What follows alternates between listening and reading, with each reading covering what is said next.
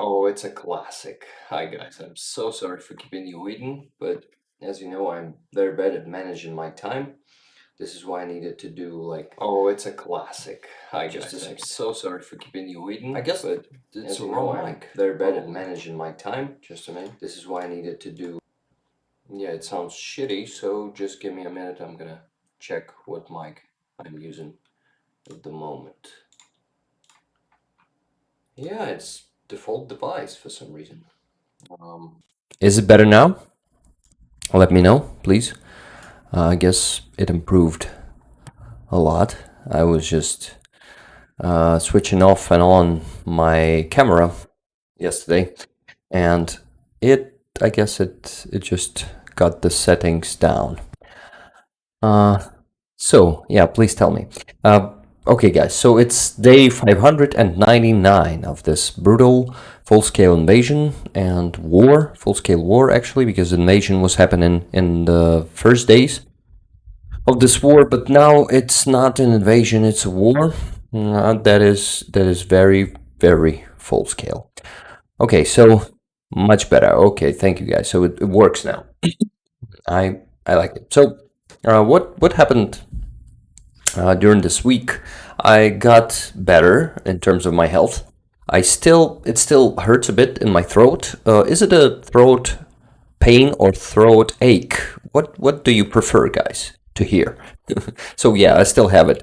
I still have a throat ache. Let's call it like that. And the sound woke me. Okay, so it was pretty loud, right? When I changed it. Okay.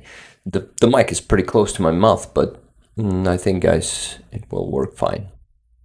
That you can, I can speak quieter and you will still hear me. But whatever. I see a lot of rollers there in the chat. I am happy to see you guys, and I'm pretty energized today. Especially, I got the energy from Friday morning from NAFO 69 Sniffer Brigade handoff, hand hand over of the cars. Yes, that's it. Stephen Barnes, hello, happy to see you. Welcome back. Last one, hi, hey Karen Gray, hey Elizabeth Gayer, hey Pat Challen. Oh, by the way, user pick appeared. Awesome, Pat. Like to see it. You guys don't be shy and put your user picks there. They're still small, so I won't see like I mean, I see mostly the silhouette, but anyway, I'm happy to see those silhouettes. It's much better than just a letter there with a color. So Mertzi, hello, how you doing? And Hill, and Armand, and Tuna Ottesen, our amazing moderators will be working here today. They always do an amazing job, and they will post all the links there to the chat to donate. Guys, remember to use PayPal or Monbank link directly because it still can be used by some of you. I've heard you. I you're old better. What do you mean? Do I feel better? Yeah, I feel better. If that was the question, what else can happen? Rick, hello. Hope all is well with you and yours.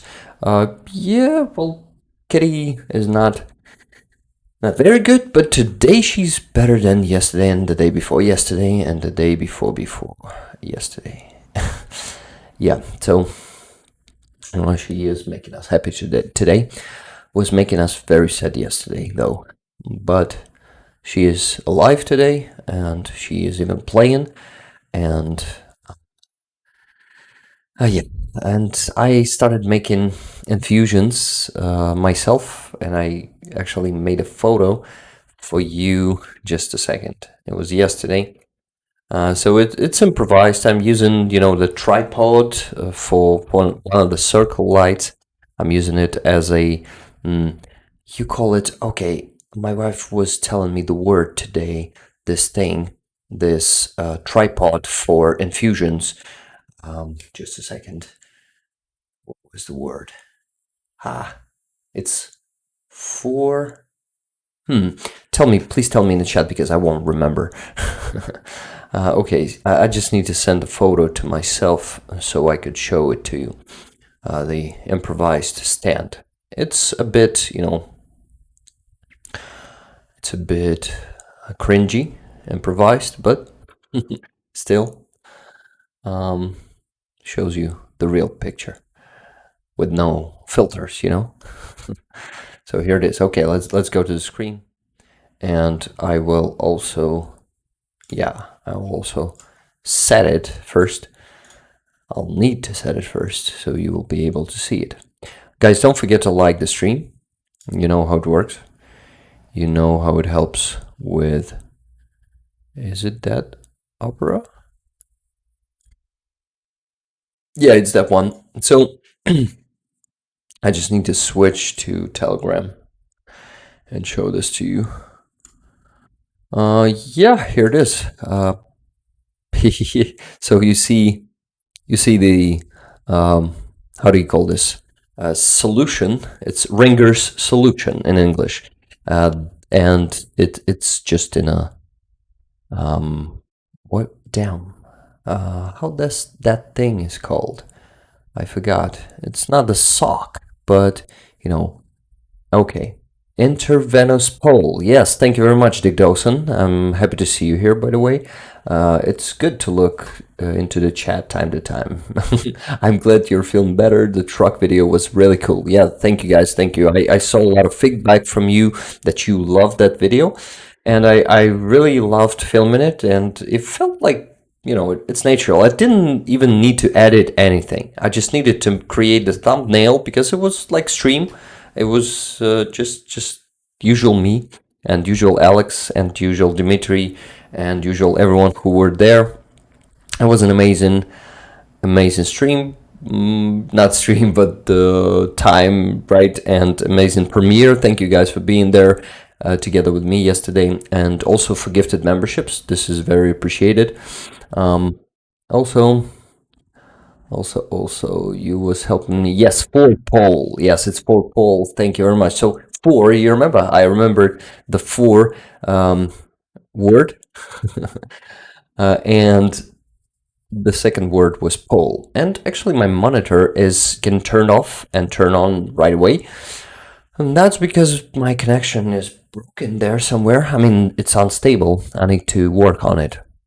But at least I have a stable internet now because it's cabled now, it's wired, and I just need to. I have the maximum speed. It's almost a gigabit. It's 800 megabit last time I checked. Almost 900, by the way. So yeah, pretty close to the full gigabit. Dick Dawson, we are all rolling here with Rick. Great to see you. Yes, man. It's always awesome to see you here. By the way, I listened to the recording of your stream yesterday with Starsky, and I even commented. It was an amazing one. I love to hear from Starsky from his trip to Netherlands. It was an amazing one. Hey, Nils G, thank you very much for 20 gifted memberships. And this is huge. Thank you for dropping this bomb. So it's just like, you dropped that thermobaric little grenade from a drone from Mavic. So pretty good one. So yes, guys, I wanted to tell you, to remind you that today we're gonna have Ryan from Tip of the Spear, actually the founder of Tip of the Spear organization, which is doing EOD, which is demining. He will be, continuing our series, demining stream series, which started 2 streams ago from the short 25-minute interview with Harley Whitehead. Ryan should have been there, but he couldn't make it. Then he couldn't make it to the last stream where we had a full interview, pretty much, and pretty, filled with details of demining. Harley was giving us so much information and so much perspective on this. And Harley himself is an amazing guy. And I just wanted to, I don't know, to finally make it with Ryan. And from the third try, he's going to be joining us today in about already 33 minutes. So we don't have much time to talk about fundraisers, but I still will do that. I wanted to finish with this photo. So you see the bed there. It's half of her carrier. The how do you call this thing? Which is upon something. Ah, shit, I forgot the word. But the top part of it is getting off, and then it's like a pretty good thing to keep her, in place in isolation, so she won't be running that easily. Something that limits her physically, and of course we got to hold her, and you see the 5 syringes, which are not actually going into her. I put the needle, just an infusion needle, in her, and then there's that rubber you see here, that you can actually put needle into this rubber, and I don't, not rubber, sorry. Is it? It's probably a rubber, yeah. And so I don't need to stick more needles into her. I just need to put it in this catheter of some kind, yeah. And this is why I only need to make one shot, and then we just need to hold her so she won't run away from it. Last one, thank you for 5 gifted memberships. Merzi, thank you for becoming a member. So you're now a member for 4 months. Amazing. Colin, thank you very much for becoming a member too. You're now a member for 4 months. Also, I wonder what is the record of rollers at the moment?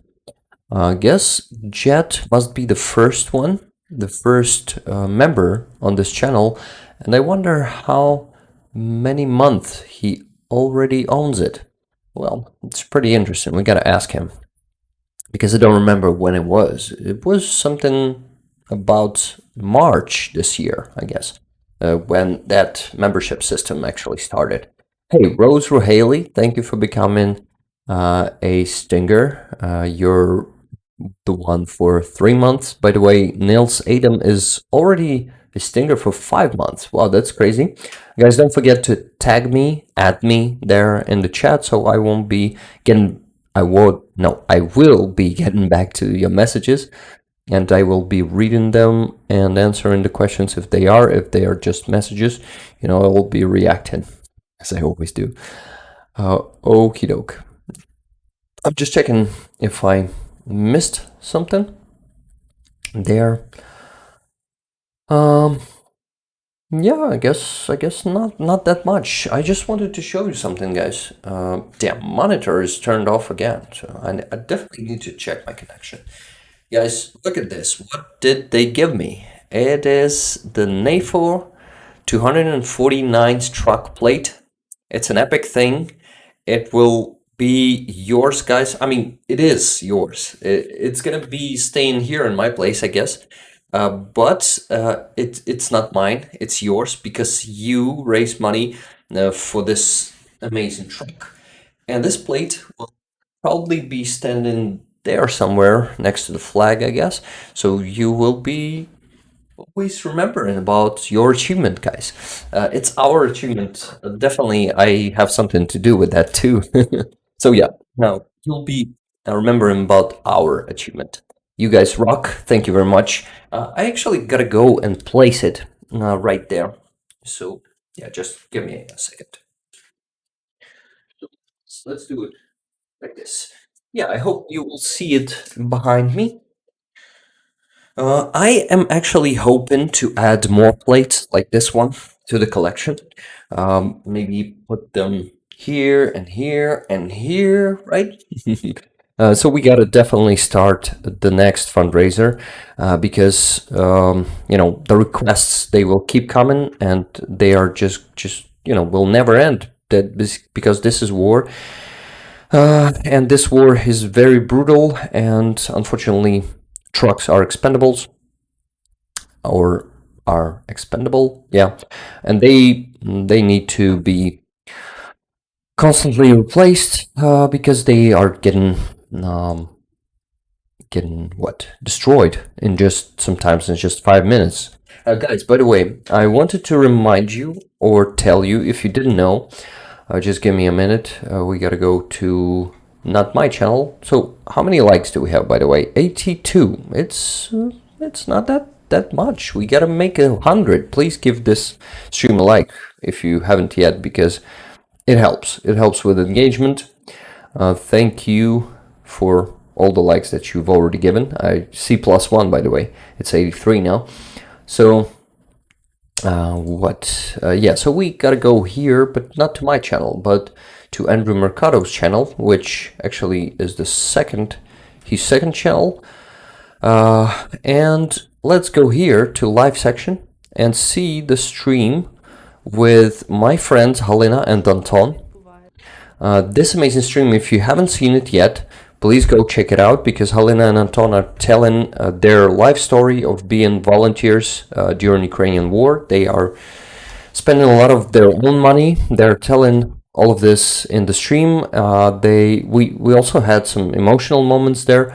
That was pretty hard not to shed a tear. And I know that a lot of you have been on that stream too. I thank you very much for that. And I also want to thank you for, for coming to these streams too, and for supporting Halina and Anton. If you haven't checked the stream yet, please go and check it. I'm gonna add the link to description right away. To the description right away, so you could go and check this out. Okay, so just give me a minute. I will do it now, or I won't do it ever, I won't ever do it. Yeah, that's how I should say it. Damn, my throat is still not healthy. Okay, so yeah, going there and trying to put the link where it should be. Just give me the, 30 seconds. Probably I should be silent for these 30 seconds. Lena and Anton's story, I will call this one. Story. By the way, guys, one of the rollers, I won't say who it is, because I'm not sure that they want me to tell you this, but I just wanted to say that some of the rollers, some of you guys, one of you, not some, is here in Ukraine and actually helped Helena and Anton today with medical stuff, with ingredients for medkits. Now, they actually have met today, and I will ask them if they want me to mention them, and then I will tell you who it is if they will let me. Okay, so this is very, very encouraging, and unfortunately I didn't have the chance to meet here in Ukraine with that person, but Alina and Anton, they are much more mobile. They move around Ukraine, and they managed to meet today and actually received some very generous support from one of our community members. I wonder why we only have 65 people at the moment. We usually have around 100 by this time, right, guys? But for some reason, people are skipping the stream today. Maybe we should call them. Maybe we should share these links in many places, if you like, or at least a few places. Please share the stream, it helps. Because, yeah, we need to gather people for an interesting interview with Ryan just in 24 minutes. Maybe people are coming to the, just to the Ryan section, and maybe they will join us, like many of them will join us in 24 minutes. But it's already time to join, because I'm giving you some important information already, Stream is earlier than usual? No, it's just the same time. It's actually later. I started 16 minutes later than I should, so I'm a bit confused why people are confused. Lynn S is asking, Rick, do you know name of store Andrew's hoodie? Trying to get for a Ukrainian refugee friend. I actually don't know the name, but I have a guess that it is the brand. Well, it's not the brand itself, but it's the store where there are many Ukrainian brands. So I don't know the brand of Andrew's hoodie, but I know the store. It is called Всі свої, which is translated like all. Shit, it's hard to translate. It is translated something like all of ours. So like our people. Like here is our, but not people, but brands. You know that they mean our brands are presented in the store. It is called Всі свої. So this is not something that you can find on the internet, I guess. The Всі свої, but let's actually Google it. I wonder. So in Ukrainian, you will see how it is written in Ukrainian. Всі свої. Maybe they even have a website. Yeah, they have a website. Всі свої, it is called. Ukrainian brands. Oh, actually, they're here, guys. Duckside. Amazing. So I guess this brand is called Duckside. So we just solved this mystery. Easy OSINT, right? So here it is. Yeah, it's that brand. Amazing one. I think maybe I should buy myself one too. Though it's pretty expensive, I must say. In Ukrainian standards, 2,700 hryvnias is pretty much, it's an expensive thing, but it's very good quality, I must say. I was seeing it on Andrew, so maybe I will spend that much. Let me check that. No, so it's not only that brand, but yeah, Duckside it's called. So now you know, guys. So here's the exact hoodie that Andrew wears, that Andrew owns, right? So yeah, here's the brand. I'm actually gonna add you the link to this website to the description. By the way, I forgot to save the description with the Halinas and Anton stream link. So okay, so it is called Всі свої. I'm gonna say I'm gonna put the duck side, right? And in Всі свої store. Свої. It's actually hard to свої, yeah, something like that. That special Ukrainian letter. Всі свої brand, not brand, but store, yeah. Всі свої store, and Duckside brand it is. Duckside brand, всі свої store. And this is going to be called just like that. And the link is there. So yeah, now it's in the description. You can update the stream page and you will get the link already. An amazing one. I hope you enjoyed this this small investigation. Let's move on. We don't have much time until Ryan's going to be here, and we still haven't talked about fundraisers. So guys, I remind you that we are raising funds for the FPV planes, not the quadrocopters, not the standard ones, but FPV drones that are planes that are going to be working in the hands of 120th separate reconnaissance battalion of the main directorate of intelligence of Ukraine. I learned that name finally. I did. And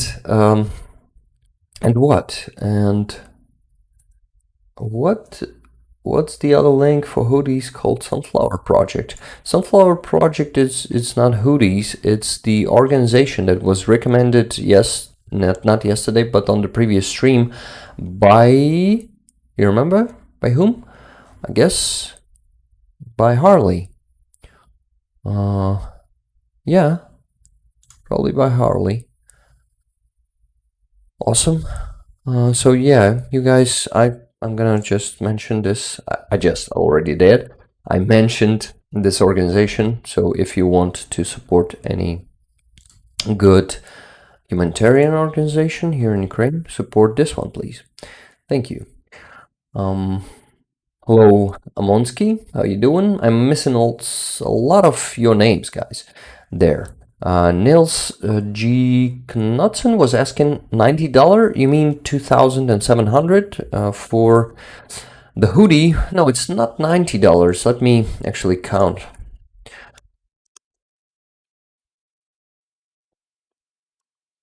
It's $74 for the hoodie. If you were talking about the hoodie, by the way, you could be, you know, talking about something else. Okay, guys. So, the stream, but not the stream, but we got to talk about FPV drones. I remind you that this, just a second, the old stream where I was ill. Yes, I mean, last week's stream. I sounded dying. I mean, so I wanted to show you not this, but this. Here in the videos, we have actually the report of the planes, and that's how they look. And actually, and my monitor is switching off again and turning on again. Maybe it's the problem with the monitor, but I still think it's a cable, the HDMI cable. So yeah, here are the planes, and we're raising money for 4 of them at the moment. I am hoping that I'm sure that we're gonna close this fundraiser because it's only 24,000 left for today, and we can actually raise more than that. The more we raise, the more FPV planes we're gonna be able to buy. So it's actually my goal today is actually to overcome the fundraiser goal and to donate more than the goal, more than 150,000 hryvnias. I will be grateful for all your donations. I gotta start mentioning your donations because I received some of them. The recent one is from Bjorn from Norway, Kamikaze Fund. Actually, Kamikaze was written in Ukrainian. Thank you, Bjorn. Thank you very much for $200. It's a very generous donation. And we go to the other donations. As always, Anhil sent $40 on Friday. Thank you very much, Anhil. It was the first, always. You're always the first. Just a second. I need to enter my PayPal. I forgot where it is, actually. So I need to go there and check it out. Now I need to log in, I guess. It's not loading that fast. Okay, awesome. So, guys, next one was from Tune. $20. Thank you very much, Tune, for your donation. 50% for drones, 50% for Helena. Okay, Tune, thank you very much. I guess we're going to be sending everything for drones because it's also for Helena, right? I guess you're going to be okay with that. And something, the more we raise for the drones, she could also take something from that for medkits if it's going to be too much. So it all goes to her for different initiatives. Next was Cinnamon with a comment, Slava Ukraini, Heroям Slava, Хуй Росії, which means dick to the Russia. Yes, I totally agree with that. Russia deserves only something like that. Lynn S sent $56.08. Thank you very much, Lynn. Thank you for your donation wherever needed. Thank you. Andreas Lach sent $5. Again, with respect and love from Niedersachsen Oblast in Germany. Thank you very much, Andreas. Thank you very much for your consistency. Guys, remember that there are no small donations. If you send just $5 like Andreas or $1, even $1 makes the difference, especially with consistency. If you send $1 on each stream, this means the constant dollar, which in sum with other donations will make a difference. So please don't forget that there are no small donations. Also, after Bjorn, so after Andreas, there was Bjorn with 200, and after Bjorn, Amansky sent $49.98 for FPV drones. Thank you very much, Amansky. This is very, very appreciated. Um, okay. I missed another donation. Sorry, it was from Michelle Ferguson, $20 for you to use as needed. Thank you for all you do. Thank you for all you do. For all you do, Michelle Ferguson, and for all that you do, guys. For all your donations and likes, comments, attention. Chat messages, because being here in the chat is also is a very big support. So thank you guys. I see that Dick Dawson is still there with us, and I'm happy to see you sitting there in the chat, chatting with the guys, with rollers. Thank you for the great name, by the way. I will always remember who gave the community this name.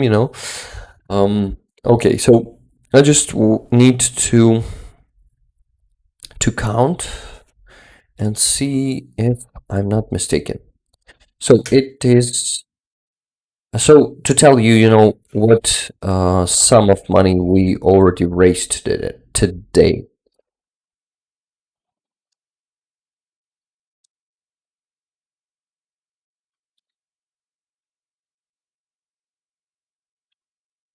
Hmm. So I guess I missed the donation. Just a second. What am I missing? I wonder. Oh. Yeah, I guess I missed this one. Well, let me recount. Sorry, guys. I have forgotten what else do I have there on my PayPal. So it is a bit confusing at the moment. Yeah, amazing donations from the previous stream, I see.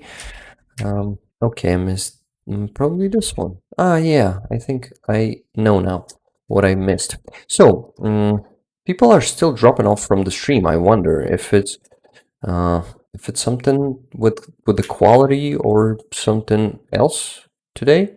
Guys, please let me know if everything's okay.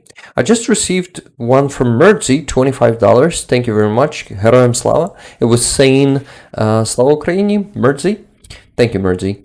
Thank you very much. So with your donation, we have 400. Yes, I counted everything right. We have $446.06. So it's almost halfway to go to our, weekly goal of $1,000. We're gonna make it there today. I'm 100% sure of that, because you guys rock. You, Rick and roll. Yeah. There is a Andrew P map and stream live at the moment, so some may be there. Okay. So Andrew P is who? Is Andrew Mercado? No, it's not Andrew Mercado. It must be some other Andrew. But okay, I'm happy to see whoever is joining.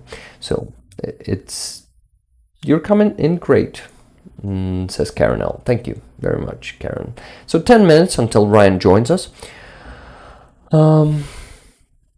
And Hill is saying, I think there may be a problem with the chat. I'm having trouble posting things in chat, Rick. Interesting. Let me actually check the settings of the stream. Live chat is okay. Anyone can send messages, live reactions, no message delay. Everything should work fine. So if it's not working, then it's a bug, unfortunately. But what do we have? Andrew Perpetua. Who is Andrew Perpetua? Sounds familiar. I think I've heard this name before, but I don't remember who that exactly is. Okay. Let me talk about my friend El Greco. He told me that it's okay if I show the car to you, so let me just send this to myself so I would be able to show you. Yeah, here's the car. It should be there in files, so it will take a minute, I guess. but I just wanted to show this to you. I spoke to him yesterday, and he told me that he might have a contact of their reconnaissance squad who needs the car. And I'm thinking of making the request, this request for the new NAFO truck fundraiser. And this would be awesome to help brothers in arms of my friend El Greco.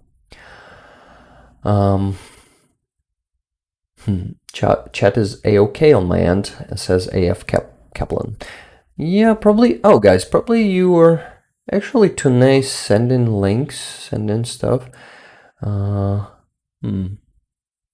Yeah, see, it might be not working for just some of you guys, and I'm sorry to hear that. Okay, so I wanted to show you what? To show you the video of the truck. Yeah. It's just somewhere there in the files. This is why it doesn't appear in the gallery. Oh, I found it. Awesome. Sending it. Oh, it's gonna be fast. It's already here. So let's watch it. I really hope that it's gonna be open in here. But no, it downloaded. But I can do it like this. I can put it in here. Yep. And I'm gonna show it to you. Let's watch, guys. So this is Mitsubishi L200, but it's the old one. Something about 1999 or 2001, I'm not sure. But it's in a very good shape if that guy, is honest. And El Greco said that it's a friend of his and he's not gonna be lying, and he trusts him fully. So he says that it's in a very good shape with only 68, I think, 68,000 kilometers road. I don't know. It went 68,000 kilometers, this car. I hope you liked the video. I hope you've seen it, and I didn't forget to switch the screen to the right one. Okay, is the mapper ATP use? Mapper ATP. Okay, so got it. I prefer to watch Andrew Perpetuo after the live stream at a faster than normal speed. I usually do the same with all the streams. It's sometimes hard to watch the actual stream. It's easier to watch 1.5x speed in 1.5x speed.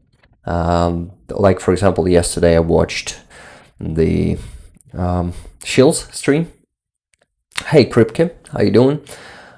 Hey Susan, hey Cinnamon, just broke in at 68 kilometers. Live stream questions. Yeah, I gotta go there to the Discord chat. Guys, by the way, don't forget to join the Discord, our Discord community. It is there, the link is in the description, and our amazing moderators are also sending the link to the chat of the stream. Let's check the likes. Please don't forget to like the stream. It helps with engagement. We still don't have 100. Oh my god. Guys, how is it happening today? I've been streaming for... Oh no, it wasn't just updated. So yeah, sorry. I updated it and now it's 120. A good result, but still pretty far from our usual 400 on the stream. But of course it doesn't happen on each stream because we sometimes have 480 people here when Starsky comes here. And if we don't have such famous guests, we usually around our 100, but oh my god, 100. Guys, it's an amazing result, and I couldn't even imagine 100 people watching me back in the days last year when we began this with Jet, and actually was working a bit on the channel. Hey Nils G, thank you very much for another 20 gifted memberships. This is very, very appreciated. So I wanted to show you what? I wanted to show you the channel again. it's yeah. So when you go here to the playlists, oh, actually, change the homepage a bit. So now there are dubbed Zolkin interviews, which go by how do you call this? By order, yes. So it's from the newest to the oldest. It's only for now 7 of them, I guess. Yes. And the 8th interview, I remind you guys that an exclusive 8th interview is in the Discord. It's there. I was showing it on the last stream. It's an exclusive dubs section. Please go there and watch it if you haven't done it yet, if you're interested in this kind of content. But when I went there, someone was asking me on one of the streams, you remember, guys, that I should put my streams in order from the very first one until the very last one. So I did it. Let's check if people will give us good feedback about this. Tell me if someone wanted this too. If someone wanted to watch the earlier streams, they were like this. Let's check it out. How far from what we have now it was. It was an Instagram. It was a shitty quality. It was a it was, I forgot the word. It was a May. Yeah, it was the 7th of May 2022. And it was just, and also I forgot to do something. Just give me a minute. I needed to turn on the collab cam so Ryan could join us. I turned it on now. So now he will be able to join us anytime. So he will be here in 2 minutes. Just in 2 minutes, and maybe even earlier or a bit later, but it's fine because whatever. So I wanted to show you the stream. Yeah. Medical supplies, they don't have enough food, they don't have enough water. It's the matter of days when they start sound quality to die was from so shitty. I was streaming from my It's really car. hard situation. All citizens of our country are in pain. Our souls are in pain for those soldiers, for those warriors. They're really more than just soldiers. I have a comparison for them. They're like the. Okay, I put this on pause because we already have our guest joining us, Ryan Hendrickson. Just a second, Ryan. So now we will probably hear you. Hello. Yeah, you guys got me? Yes, we actually see you. We can hear you pretty well, I guess. And welcome to the stream. We're happy to see you here, Ryan. It's nice to meet you. Yeah, no, I appreciate you guys having me on. Sorry, last couple times is a little bit hit and miss, but no, it's awesome. It's totally not a problem. Don't worry about that because you have, a very important work, and that work is not always predictable, right? You cannot predict everything. Something happens. Someday you work, someday you don't work, and you don't have like a solid schedule, right? So yeah, work just finds you. Yeah, no, we have a decent schedule. It's just it just depends on when we get back. That's the biggest problem. Well, not really a problem. It's just depends on where we're at and how long it takes to get back. So, Got it. Okay, Ryan. So first of all, I wanted to ask you to tell us about, like your story in general. Because I know you have a book. You tell us a lot about your story there. And guys, I will take the moment to advertise Brian's book. Go buy it. It's on Amazon. So yeah, can you please introduce yourself and tell us a bit about you, Ryan? Thank you. Yeah, no, definitely. So Ryan Hendrickson. I'm a retired Special Forces Green Beret out of U.S. Army. let's see, in the military, I completed 8 deployments to Afghanistan. 2010, I stepped on a IED or landmine that nearly took my life. Recovered from that, and then was able to go back to Afghanistan another 5 times. And yeah, so that's basically the military background on me. But I was working a government contract job, and we closed down Afghanistan. I'm fairly certain everybody's kind of tracking how that went. But after we left Afghanistan, I just kind of wasn't really sure, what I wanted to do. I was, like a lot of veterans out there, lost, confused. Just didn't know. And then, it was February. It was in 2021 when you left Afghanistan. So you were there until 2021. July 2021. So I got there. I got there in January 2021 and left in July. That was one deployment. My last deployment to Afghanistan. Mm-hmm. Got it. Please continue. Sorry for interrupting you. Mm-hmm.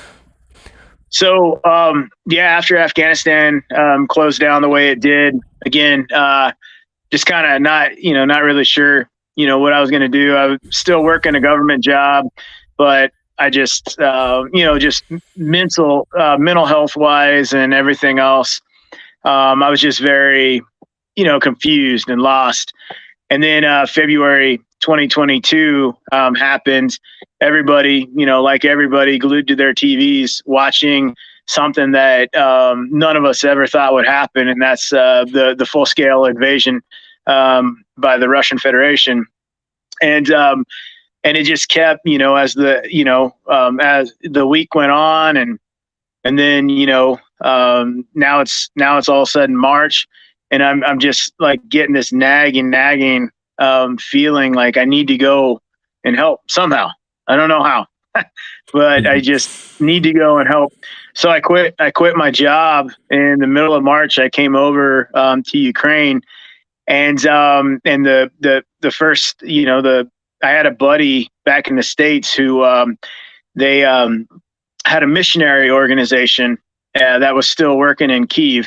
And what they were doing is driving around and evacuating civilians and women and children from the areas that the Russians were moving into, and getting them, to other areas to be moved to either Romania, Poland, or whatnot.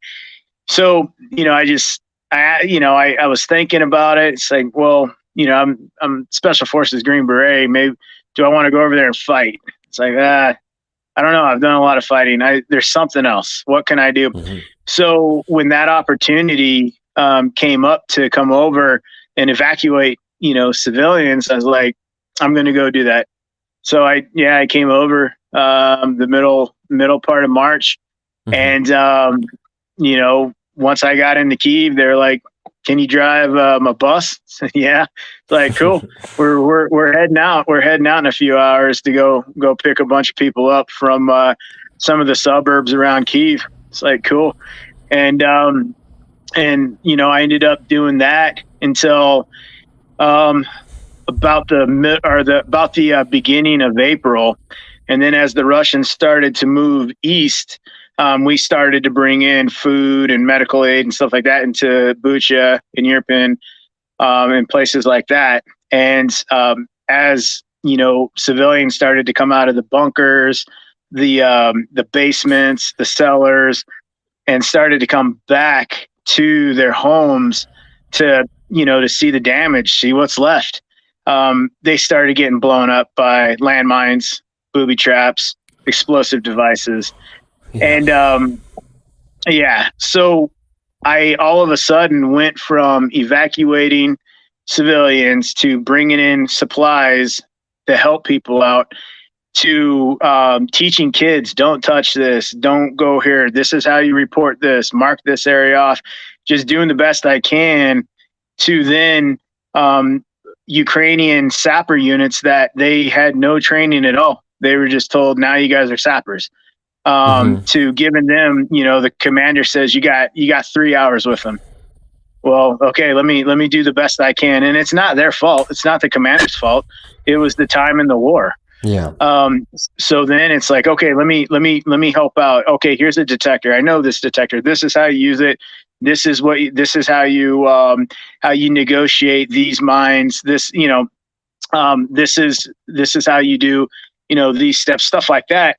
Well, and then I would go back to, we were delivering supplies throughout, then all of a sudden now we're up in Kharkiv and we're helping people out there. And then it's back to the same thing again, doing the explosive education for mainly children, and helping out the best that I can with these other units. Well, when I left in May, I left in the middle of May from that trip, and I got home and I knew what I was going to do for the rest of my life. And that is, I was going to do everything I could in my power to not only train the Ukrainian units that were going to be facing these mines, but to equip them with state-of-the-art detectors, and then go out to the minefields with them and remove landmines with them. And I came back in August, and then I came back November, December, and then April to July, and now I'm back again. So, and that's been my passion, and that's what we've been doing for the last since March of last year. Is the biggest thing is bringing over the state-of-the-art equipment and training the units on it, and then going out with them, which gives them confidence. Okay, this is good. And so that's pretty much what I've dedicated my life to.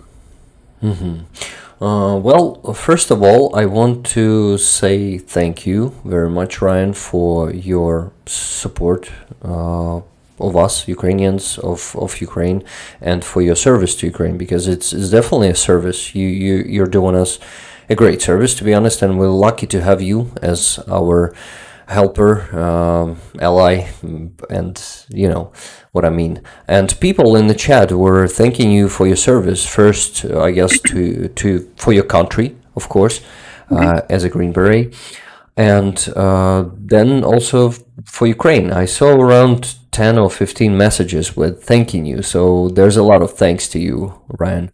And Sekai was also giving you much respect. Sekai is the one who actually brought us together today. Thank you, Sekai, for your support and dedication. Sekai is doing a great job finding amazing people around the world who support Ukraine and getting us together, and doing the streams to let more people know what amazing volunteers like you are doing. And I know that you have founded Tip of the Spear organization. Can you tell us a bit more about that?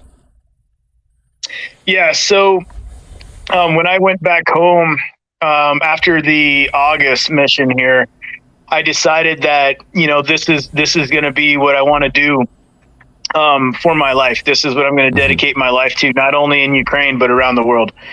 And so I had to make it official, and that's through being a nonprofit organization in the United States. And so we founded Tip the Spear Landmine Removal, and then I came back to Ukraine, and we founded Tip of the Spear Landmine Removal Ukraine. And so we're also a Ukrainian NGO with Ukrainian director and everything like that. And it's all nonprofit, and it just it's to our motto is nobody should have to live in fear of their next step. And I firmly believe that. And so that's what we did. We made things legal. We've gone through the entire Ukrainian legal aspects of starting up our nonprofit, and now we're partnered with DS&S just to be able to help the state of emergency services, which is absolutely phenomenal. So, well done, damn it. And I really admire the work that you've done, that the path that you've gone. I'm still learning English bit by bit. I know it pretty well, but still not everything, and still forgetting some rules, some language rules. But I wanted actually to ask you. It's my question. I also remind you guys to tag me or Brian himself in the chat. Our moderators will be gathering questions into our Discord community section that is called Stream Questions Live. Yes, so I will read practically all of them. Don't forget to do that. First question from me. Were you having... what was your specialty when you were serving in the U.S. military? U.S. Army, and where did you get all the knowledge about mines and demining? So my my specialty in the Army was a demolitions expert. So we blow a lot of things up. Super cool job, definitely. Yeah. But all of my experience that I have with landmines and IEDs, it all comes from Afghanistan and Iraq, and combating, the Taliban, ISIS, Al Qaeda. They are some of the most brilliant bomb makers and targeters of U.S. forces in the world. They were brilliant at targeting us with explosive devices. And so that's where I learned the majority of my clearance, knowledge that I have now. As far as demining goes, humanitarian demining and route clearance or clearance to an objective or breaching is totally different. But the ideas are, the idea is still the same. And so I just took the lessons that I learned from Afghanistan and, like I said, stepping on a mine myself. I took those lessons and I just applied it to a different war, and that's the war here in Ukraine. And you learn the Russians. They have some really, really nasty stuff out there, that I didn't encounter in Afghanistan. I've never encountered an OZM-72 bounding mine that blows up and kills everything within 30 meters of it. I haven't encountered, some of the other sophisticated booby traps that they'll use, but it all goes back to what would I do if I was going to place in a landmine to target somebody. Where would I put this if I'm trying to protect my trench line? What would I do in this situation? And I just kind of equate it to that. Plus, the Russians are a little bit easier to predict because they all kind of work off of a combat engineering guideline or a manual, because they do have combat engineers, they have sappers, they have those guys. You can get some of these conscripted units or like Chechnyan units that there's no rhyme or reason to why they did this pattern with their mines or why they did something like this. But if you run into the regular Russian units, it's pretty simple. Yeah. It's pretty simple to figure out. All right, here's their trench line. All right, the vehicles would come from this way, so here's going to be an anti-tank mine belt. Personnel would come from this way, so here's going to be an anti-personnel mine belt.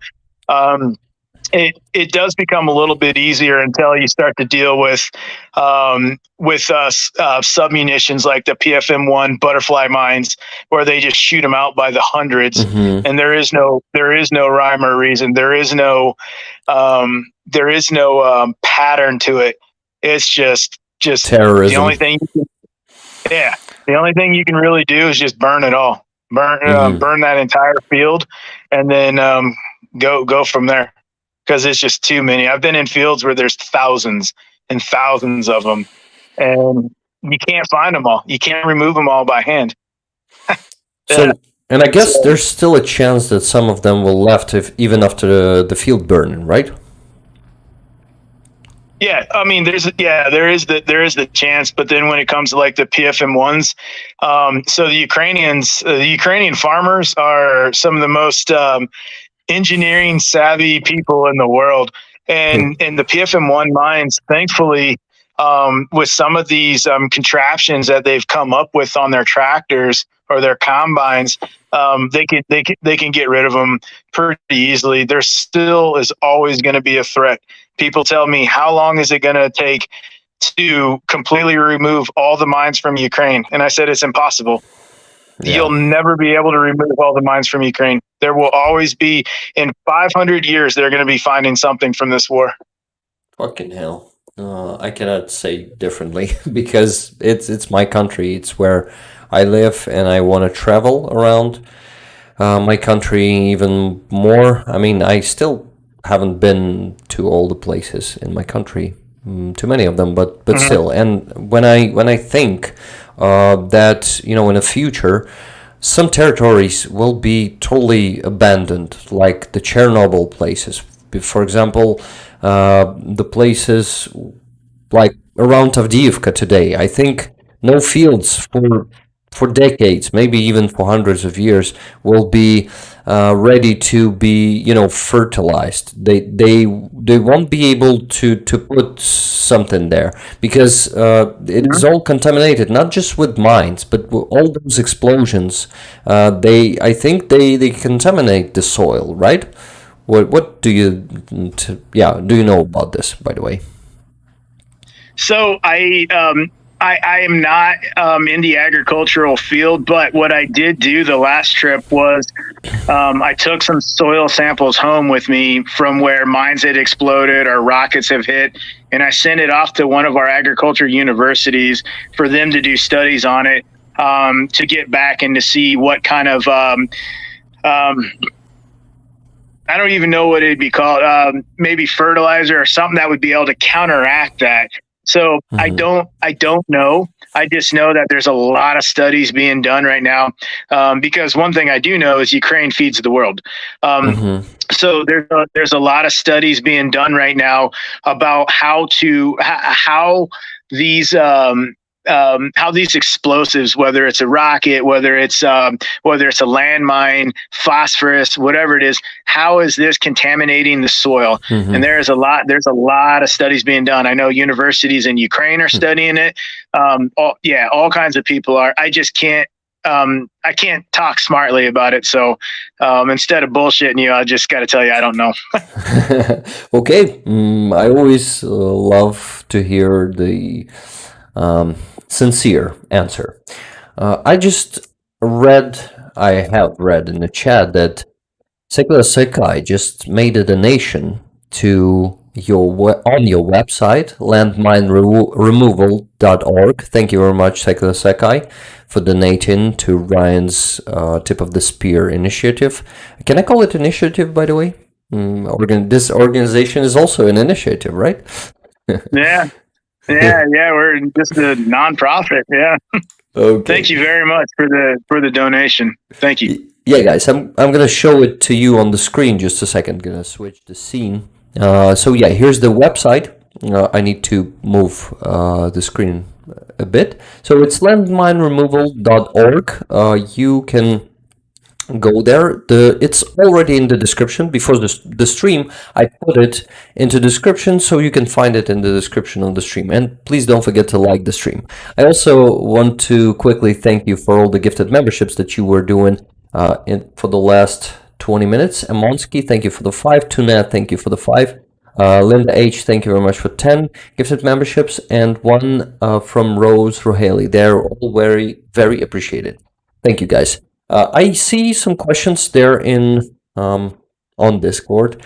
Just Ryan, there was a question: how do you fund yourself? I guess we partially answered this, but maybe you have something to add.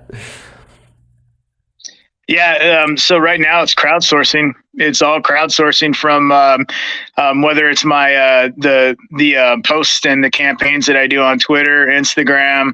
But yeah, it's all social media crowdsourcing. That's where our funding comes from. So there's a question from me: is at the moment, is there enough of funds coming from donors, or it can it ever be enough? Maybe I see by your smile that the question should be like this, right? So I'm fairly certain, if you have a NGO and you're on this, and you're listening to this right now, all NGOs have taken a pretty big hit with donations recently. I'm not exactly sure what it is, but I'm fairly certain that people could probably, they would agree with that. So, um, yeah, no, the fundraising aspect has definitely been an issue. Now, when it comes to how many funds, well, that's a question that I can't answer. The more money we get, the more people that we and equipment we bring in. So what our organization does is I use a detector, a handheld detector called a CHEA detector. And I'm not going to bore everybody with the technology part of it, but basically you can use it under power lines. You can use it within a meter of another detector. It has a continuous wave circuit to it, and it's very effective. So what I do is I raise money. I purchase these metal detectors, or as a lot of people call them, the mine detectors. I purchase these detectors, and then when I have enough, I make a trip over to Ukraine, and then I link up with a unit. I train the unit on the detectors, and then we go out and we work together. So I know that they understand how to use these detectors. They understand the technology, and I can vet the unit. Like, yes, these detectors are going to a good unit, and they're going to use them for demining civilian areas. And then I donate all the equipment over to them, and I work with them a little bit more. Then I go home and I start over again. I fundraise, buy more detectors, come over, and do the same thing for another unit. Wow, that's awesome. And actually, so that means the more money you raise, the more detectors you can bring, the more, training you can do, the more work those units will make in the future, do in the future. So yeah, it's all simple. So guys, please go to the landmine. What's the name of the site again, please? It's landmineremoval.org. Removal. Yes, removal. I forgot the third word of the link. Landmineremoval.org. And make a donation. If you have the wish, chance, means, as you guys told me on the previous stream, that you say if you have the means to donate. I didn't know that phrase. Yeah, please do it, because it's very important, and supporting initiatives like Tip of the Spear is very important, because there's never going to be enough of demining in Ukraine, as you've heard just from Ryan. And unfortunately, it still goes. I mean, mining of our territory still goes on, and it will go on. While war is going. We have no idea the actual. So right now, Ukraine is the most mined country in the world. Yeah, everybody knows that. Right now, the size of the land that has been mined in Ukraine is the size of the state of Florida. So we're all tracking that. Here's what people do not know. The occupied areas that the Russians still have, we have no idea how many mines they've left there, but we know there are millions. Yeah. Millions of mines. And we have no idea. We can't comprehend it. So if Ukraine is already the most mined country in the world, and we don't even know about the occupied areas yet, what do you think that means? It means that I can't even fathom it, man. Like, it literally, I can't even, put it in I've been on minefields where I thought, like, how is this possible? How are you able to put so many mines? And I haven't even been up to the first line of defense or the second line of defense. And I can't fathom how you were able to put so many mines in such a small area. And they all have to be removed. This is crazy. And can you imagine how many of them there near Robotyne or Novoprokopivka in Zaporizhia region, where counteroffensive is taking place, where they're mining it like 10 times more, just to be sure that Ukrainian forces will step anywhere on a mine.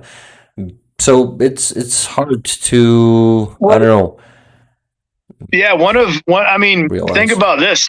So one of my good buddies, he's down in Hirson, Harley, and I just see what he comes across daily. Hmm. Yeah, And that's just in a little portion. Hirson's a huge oblast. And that entire oblast is basically considered mined. The yeah, entire oblast.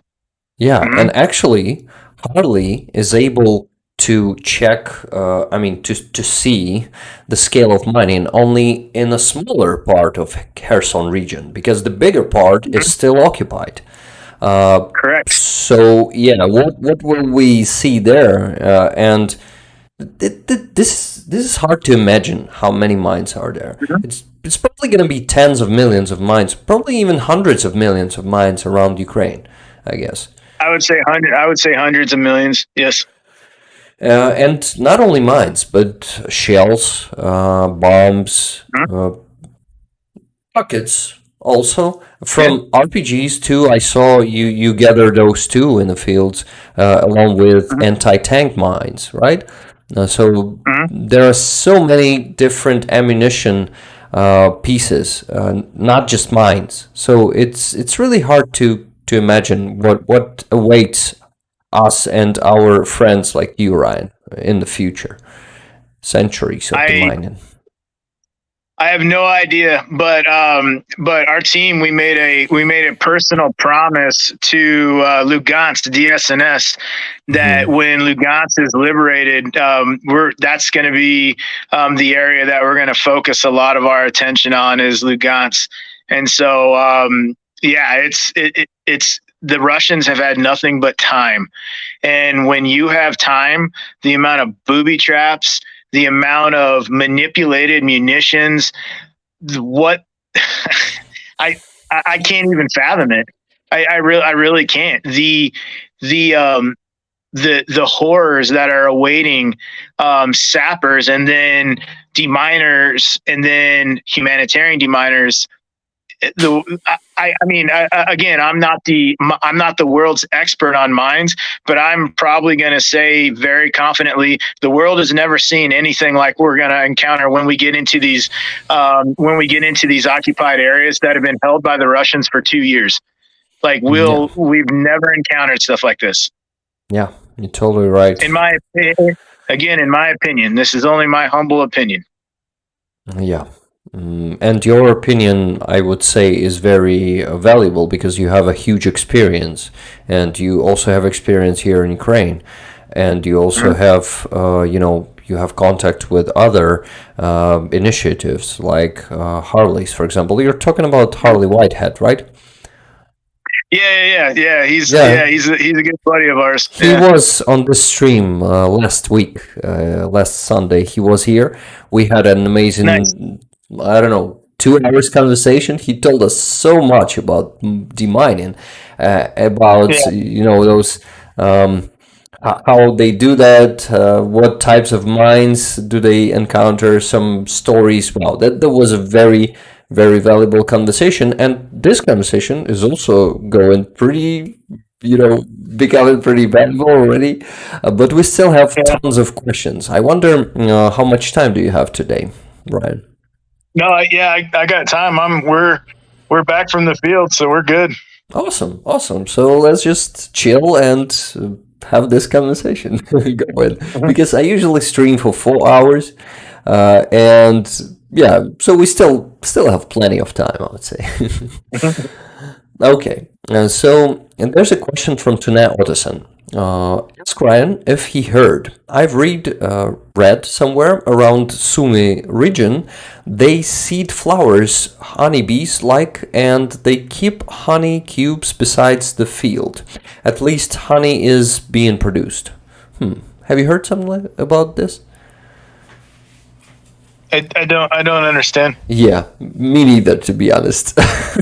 Let me read it again. So, around Sumy region, they seed flowers honeybees like, So farms that are used by bees, right? They seed them, and they keep honey cubes besides the field. Honey cubes is, I guess, the houses Mhm. for bees, right? Besides the field, at least honey is being produced. So maybe tuna means that they seed mined fields with seeds. But I don't think it's possible to seed something. Maybe from the drone you can put seeds into the ground. What do you know about this, Ryan? Do you know it's So possible? there's a couple different things that she may be talking about.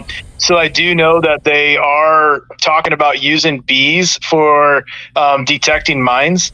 I don't know how that is, but they're attracted to a certain something on the mine. So I have heard about that. And then as far as seeding honey, I don't know. Yeah, I'm not understanding that, but I definitely have heard that there is. I mean, because not only do you have dogs, which everybody knows about dogs for detecting mines, but Mm-hmm. Cambodia they use, and in Africa they use rats. Mm-hmm. And then there's also bees, and so there's just all kinds of like Mother Nature. They can smell when something's wrong, or they can sense when something's wrong, but there's something about the bees are attracted to a certain chemical. I don't know, but I have heard it. Yeah, I've definitely heard it, and I was like, well, I would like to see that because knowledge only makes you stronger. So Yeah, this is actually something mind-blowing. Bees, wow. We heard about rats detecting mines from Harley on the last stream. yeah. I was very surprised. But Mhm. bees is something new. Is actually if you will know more about that, please let us know. In the next stream, you're gonna be here. Okay. Thank you, Yeah, Ryan. absolutely. Yeah, because I want to know more about it because it doesn't make sense to me. I've also heard about they are looking at a bio or environmentally friendly um, substance or chemical substance that you can spray on a field, and Mm-hmm. it'll turn a different color when it's in the presence of the mines. And Hmm. so, yeah, again, because we all try and make sure we're getting the latest and the greatest, the best technology, the best knowledge out there, and stuff like that. And because of the landmine crisis in Ukraine, it has definitely caused a lot of entrepreneurs to come out, especially in the drone world, as you well know. And the Ukrainians are surgical with drones, but it's causing a lot of entrepreneurs to come out and to start to figure out, okay, how can we help mitigate this? Let's try and invent something or something like that. So yeah, the landmine removal world is changing because of what's going on in Ukraine, and that's a good thing because there's a lot of countries that suffer from mines. None as bad as Ukraine, but there still is countries that are suffering from mines, and so yeah, revolutionizing it and technological advances that only helps everybody. Yeah, and as every war, it gives a boost to science, right? And this Mhm. this war is already changing a lot in this world in terms of politics, in terms of unity, and the what's the word? Not just a second. Just give me a second. I like actually to translate the words to remember them. But I actually already know this word, but I forgot it. Just need to remind it to myself. uh, Position confrontation. Yes, in terms of confrontation of terroristic forces in the world and the forces Mhm. of a civilized free world, right? What's happened in Israel right now is actually the consequence of this war. I think. I Mhm. think those regimes, terroristic regimes, authoritarian regimes, they see that this war still goes for the second year, and there was no proper response to Russia. Russia still is still a country. It still has the international relationships. Yes, it has sanctions, but they still manage to survive. They are not falling apart. Their regime is kind of holding the grip on their citizens, and I think it is something that sends the wrong signal to those regimes, and they will be even getting more cocky, I unfortunately think. What do you think about this? It's not a demining related topic, but I still want to know your opinion, right? I stay away from geopolitics. I really do, man. I do have my opinions, and I wouldn't be working in Ukraine if I wasn't very dedicated to a cause and a movement. But I don't voice my political views on Okay. on things. I'm sorry. I totally Man. respect that. I totally respect that, and I just wanted to check if you do. If you don't, it's totally fine. Let's talk about different things then. So the questions, yeah. So there are more of them there. Mertzi was asking, don't the Russians have trucks that lob mines everywhere? Yeah, I know they do. Do you know some of those trucks, Harley? No, sorry, Well, Ryan.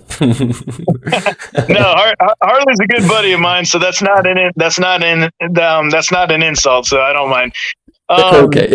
Yeah, I mean the PFM ones, for instance, there's vehicles that they can lob hundreds of them in one canister into fields, and multiple canisters in a vehicle, and yeah, they're just. I mean, you can have a field with 5,000 PFM1 mines in it, and that's just one field, and they're only lobbed there because that could be the direction that a counteroffensive or a counteroffensing unit comes from, or an assaulting unit or something like that.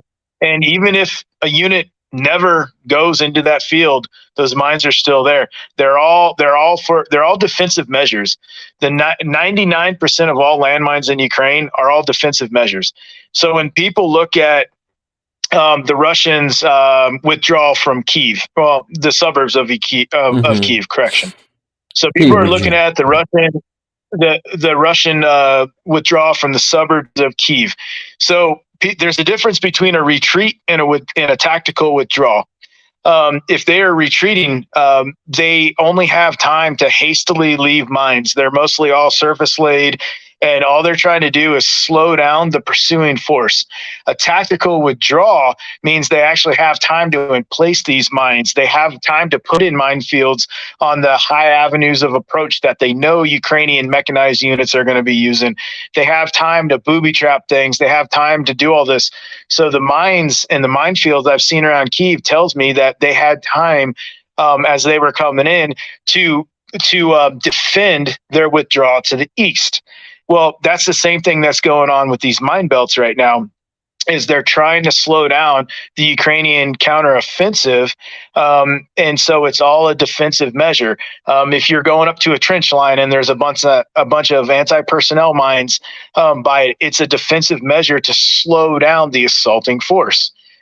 So that's the biggest part about landmines, and the reason why they're placed in the mind of that commander who placed them there. You have to wonder, what were they trying to defend against? What were they trying to slow down?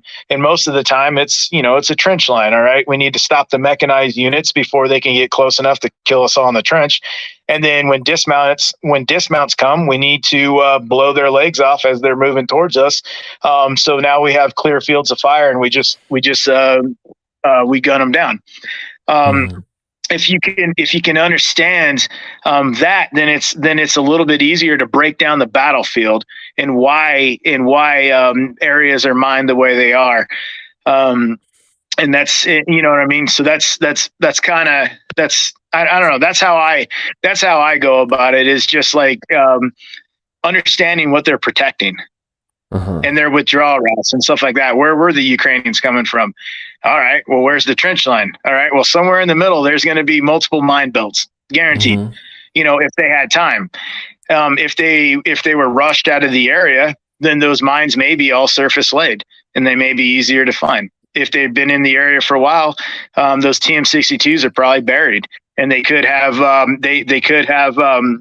MS3 anti-lift devices on them, or anti-tamper devices on them, or any numbers of things. So yeah, it's knowing why the enemy was there, who the enemy was that was actually there. You can start to break down, kind of the minefield and the elaborateness of that minefield that you're going to encounter, if that makes sense at all. Yeah, and actually, I must say you give totally another expertise, and from your experience, you were actually the person who was mining, right? The demolition expert, and you give us the understanding how it works better. So thank you. And actually, you have the experience, so you know where they probably placed them. It's actually very important too to know that, because just going there blindly without understanding where they possibly can be is more dangerous. And your experience helps a lot, I guess, to teach those teams, right? Well, yeah. I mean, you have to kind of understand what the enemy was thinking. Here's one thing that nobody really talks about when it comes to the Ukraine war. So we talk about, number one, mechanized tanks, tanks killing each other. We talk about trenches, soldiers in trenches fighting it out. How many times have we seen it compared to World War I, right? We talk about advancements, as in drones, kamikaze drones dropping grenades, where we talk about all that stuff. What nobody talks about is the biggest shaping factor of this entire conflict. The biggest thing that both ground force commanders, whether you're Russian or Ukrainian, both ground force commanders have to take into consideration before they do an assault, before they do a withdrawal, before they do an offensive, a counteroffensive, any kind of troop movements at all. Both commanders have to say, okay, I know that I'm going to encounter a minefield. I'm going to lose this amount of my forces to breach this minefield. How many forces do I have left? Is it tactically feasible to still assault this trench line, village, suburb, whatever it is, whatever the target is? You have to do your mathematical equation, and all militaries have them. You have to do your mathematical equation. Okay, I'm going to encounter this minefield. What is my acceptable losses to where I'm not combat effective anymore? And they all have to they all have to equate one thing: minefields. Yeah. That's it. For sure this war would be completely different if there was no mines involved. Yeah, you're totally right. And I think that's the deciding factor, actually. Actually, judging 100%. by this summer, the our counteroffensive that met too many mines, and it was slowed down so much. Russians didn't have time to prepare back then, last year, in Kharkiv region. This is why that counteroffensive was so successful, because our forces could move forward without any minefields on their way. Of course, there were mines, but it was nothing comparing to this summer. And this, unfortunately, was possible because Russians had time. They had a year to prepare. They had a year to mine everything, to build fortifications, to build many trenches. And this is why it is, I don't know, 10 times harder to make a counteroffensive than it was last year. Absolutely. If we had, I don't know, that equipment that we had this year, back then, we could have been liberating almost the territory by today. Unfortunately, we received that equipment from our partners only this year in spring, and some of that equipment is still on the way. We have what we have, and yeah, this is just the situation we're dealing with, and we just need to consider it. And What about more questions? What do you think? Yeah. There was a nice question from Angie Earthcarrier.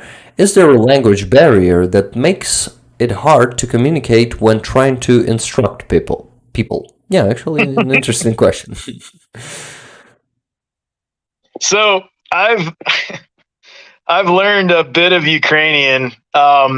Unfortunately, I can't share my language skills with people because it's all from soldiers, and I've been, yeah, it's I've been told it's not appropriate. And it's like, well, what did I say? And they said, no, you can't say this in front of normal people. I was like, oh, okay, well, sorry, I didn't know what I was saying. Yeah, the language barrier. I mean, at times it can get difficult. But here's the great part about Ukraine is, I mean, it's a first world society. You have people that have studied English. They know English. And so yes, the language barrier is tough, but it's not hard to find somebody that can help you. That's what makes it easy. We do, I have my Ukrainian brothers, and sisters out here that'll come out and they'll help me out whenever we really need it.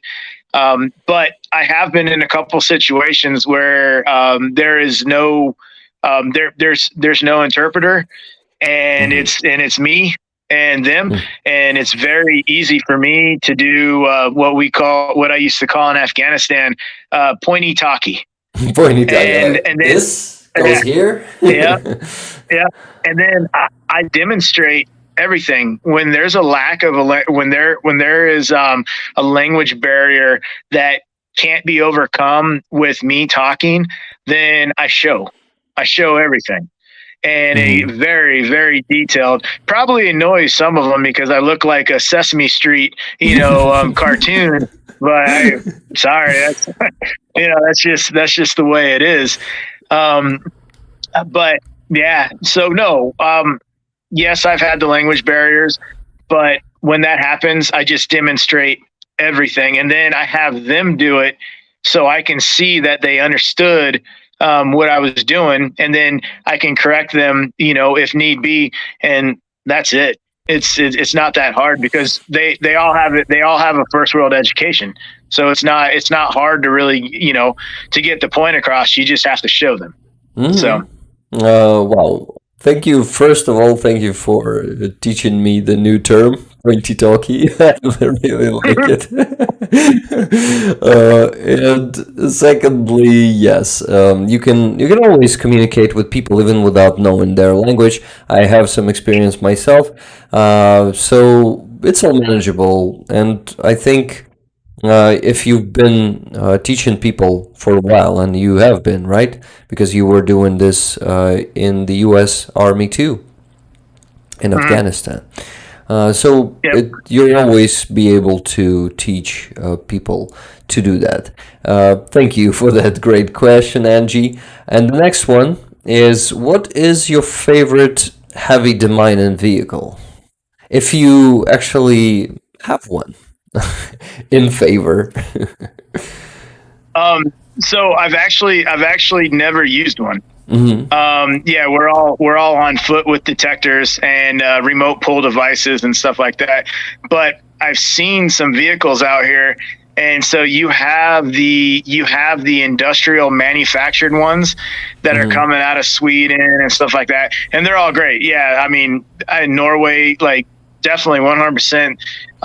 Their donations to DSNS and other organizations has been amazing, and it does help out a lot. But my favorite vehicles are the ones that the farmers come up with, because I'm just like, what in the heck is that? How did you do that? Those are my favorite. Can you give us... There's no name. Sorry, continue, please. Yeah. So there's one. We were out in Kharkiv, and we were in this field. Just God, it was away from everyone. Like, it was like no one lives up here. What is going on? And then we heard this tractor, and I was like, what? And here comes this tractor up the road, and this farmer, he's in a car behind the tractor, and there's no one in the tractor. I was like, huh, okay. So we've seen it all on YouTube and everything. It's like, oh, okay, yeah. Now, on the front of this tractor, he had like 6 rows of tires that I think he had filled them all with cement. And then on the back of his tractor, he had his plow. Wow. And he's just and he's just driving through the field, and you're just hearing pop, pop, pop from the PFM1 mines, and he's plowing behind him, and he's sitting in his Lada, and he's just remote controlling it. And I'm like, bro, I gotta see this. And he was happy to show us and everything. But yeah, the stuff that these farmers are coming up with, I don't know the names of them, but those are my favorite heavy demining machines, because it's all pure Ukrainian farmer ingenuity. That's it. It's just their imagination. That's crazy. I've never heard anything like that. I even didn't know that they exist. This self-made demining machines. Wow, Yeah. that's crazy. They're awesome.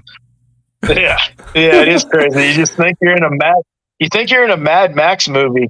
Like, what is this? it seems like one. Actually, what do you think would be the name for this Devastator 300 or something? 3000? What do you think? What's the name will you give to such a self-made machine? I think I just got it. Mad Max. Mad Max, yeah. Actually, Mad Max. You know the movie Mad Max? Yeah, of course. And especially the old ones from 80s, right? Yeah. They were awesome. So yeah, Mad Max. So that Lada Mad Max guy is actually mad. Yeah. So it works, right? He was able to demine with that. So there's no machinery that's 100%. Yeah, of course. Even with the industrial machines that are coming out with the flails, the chains that whip around and stuff like that, you still have to have human beings with metal detectors following behind, making sure that it got everything. The problem with the PFM1 mines is a lot of times if the soil is really soft, it can push them down. And so now you have a PFM1 butterfly mine that is under the soil, and you don't know about it. And that's one of the big issues with a lot of these machines. And until a humanitarian demining organization comes through and does the humanitarian demining on it, which is impossible for the amount of ground that's in Ukraine that's mined, then you're still 100 years from now, they could still be, think about the European countries that were mostly affected by World War II. You're looking at England, you're looking at Germany, Poland, stuff like that. They're still digging stuff up, right? Yeah. Well, yeah, Ukraine, unfortunately, and I hate to say it, but it's the reality of the matter. Ukraine's going to be no different. But this is going to be going on when you and I have been dead for a couple hundred years. Yeah. They're still going to be finding stuff from this war.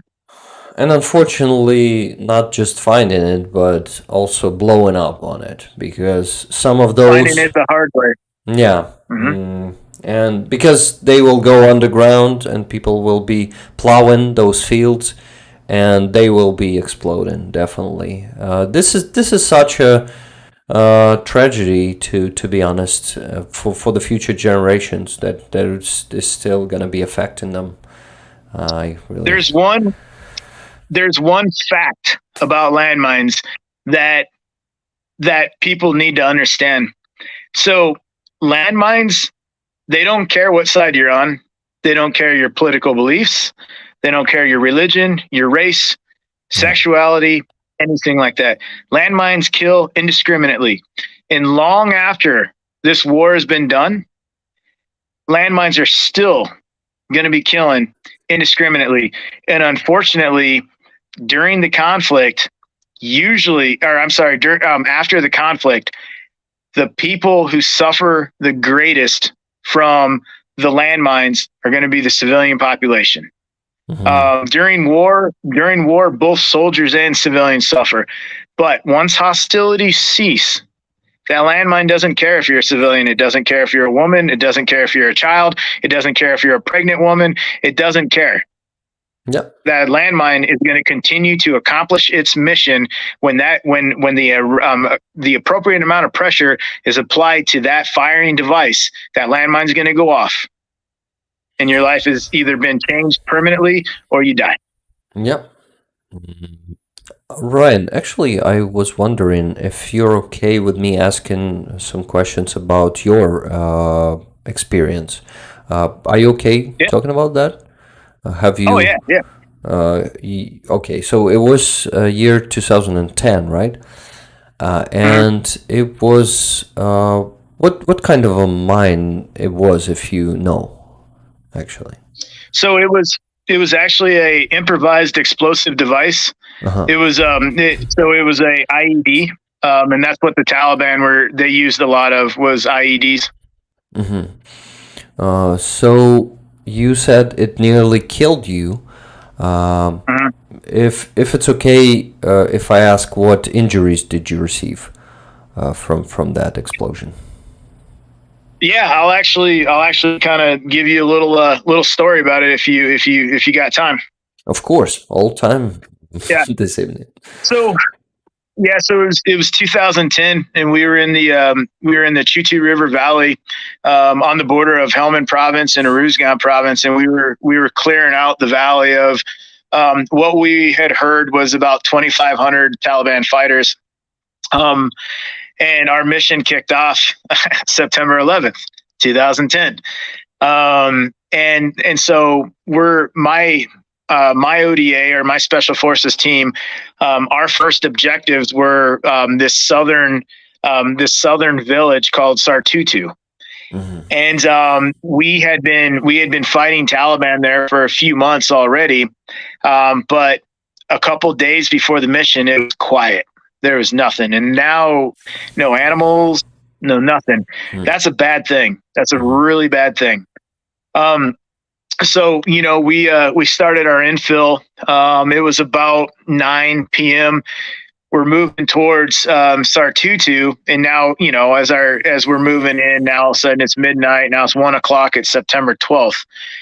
And we get up to within 25 meters of it. We put in our gun position like you're supposed to, because you need overwatch with the heavy weapons in case you start to get engaged from the compounds. And then now we're getting ready to send our assaulting force down to clear the compounds. So overwatch is set in. We have our, connecting fires between our two crew serve weapons. Now it's time for the assaulters to go down, and our assaulters were being led. We had trained the Afghans to, you guys are going to be leading the way. We got to like, okay, let's get the assaulters ready to go. Okay, let's just like we practiced, just like we rehearsed, let's clear compound 1. And, we had the whole village broken down into sectors, numbers of each building was numbered, compound 1, 2, 3, you know how it goes. So we're going to clear compound 1. We're going to get a foothold in there. We're going to set up our antennas and our radio equipment and everything so we can communicate. And then we're going to move on through the village. Well, I turned around and the Afghans are like, nope. So, well, what do you guys mean? And it's still noise and light discipline. So you're whispering and you're pointing and stuff. And they said, no, that's too dangerous. It's like, well, yeah, I know. That's why we're here. Yeah, it's probably really dangerous. And they said, no, you go first. You're better trained. You should go first. I was like, well, yeah, if we were in Texas, I would, but we're in Afghanistan.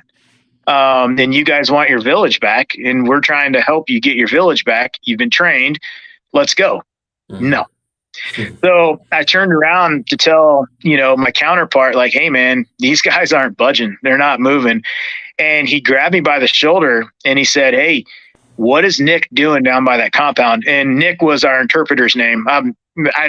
I don't know his full name. It was very difficult to say, so we just called him Nick. And I turned around, and through my night vision, I could see Nick was down at the main entrance of this compound, or we call it the breach point, and he's trying to wave the Afghans down like he's the Afghan Rambo. And I was like, and he's our only interpreter. If we don't have an interpreter, we can't communicate with our partner force. And when the bullets start flying, if we can't communicate with our partner force, then it's going to be chaos. Yeah. And so he was like, go get Nick away from that, from the breach point right now. So, I was like, oh crap. So I started moving down, and, I get up to the breach point, and I grab him by the shoulder, and, and through some soldier language, I strongly recommended, with some F words and some other stuff, quietly, that he moves back to the position, because he's putting his life and everybody else is at risk. So I grab him by the shoulder, I pull him away from the breach point. Well, you never want to have your back exposed to the unknown, and what's behind those compound walls, I don't know. And so I turned so that I have my weapon system at least covering down on that breach point, doorway, whatever you want to call it, so he can make his move back to the unit, and then I'll do my tactical withdrawal back to the guys. We'll reorganize, and then we'll give it another shot. Well, something in the compound moved, and I thought, oh, I'm going to kill this dude. And so I took a step inside the breach point, or the doorway, and boom. And so I remember this flash of light. And then I remember I was laying on the ground, and I started, like, the very first thought that came to my mind was, I can't breathe. Like, I can't breathe. Why can't I breathe? So I kept trying to stand up, but I kept falling over. And so now I'm getting pissed. So I take my rucksack off, and I'm trying to stand up again. I can't, but there's no pain yet. There's no pain because I don't know what happened. And again, I'm talking over minutes. This is all seconds. You know what I'm saying? Yeah. So, but I'm laying there, and I'm like, okay, calm down, control your breathing. And there was this mixture of, like, dust. It was really dry that month. And there's dust, and there's ammonia from the explosive and all kinds of stuff. And it's like, okay, slow your breathing down. What happened? And by now, it's already, it's about 4 a.m. So so it's getting light out. The sun's not coming up, but you can kind of see. It's at that point where you're like, all right, I can kind of see what's going on around me a little bit. And so, I'm like, okay, all right, let me figure this out. The dust is clearing a little bit. And I looked down, and my boot was at a 90-degree angle to my leg. And I remember I was like, well, that's really weird, because your mind can't comprehend that kind of damage to your own body. You're not used to it. Everybody, we don't all go out and step on landmines every day just so we can train our mind to react to when we step on a landmine. Yeah. So I'm looking at my leg, and I'm looking at my boot, and my boot is at a 90-degree angle to my leg. I'm like, well, that doesn't make any sense. And so I reach behind my right knee, and I pull my leg up, and my boot flops over to the side, and the heel of my boot hits me in my hamstring. Oh. And I look down my pant leg, and I see these two pearly white objects sticking out of my pants. And I was like, what is that? And then it hit me.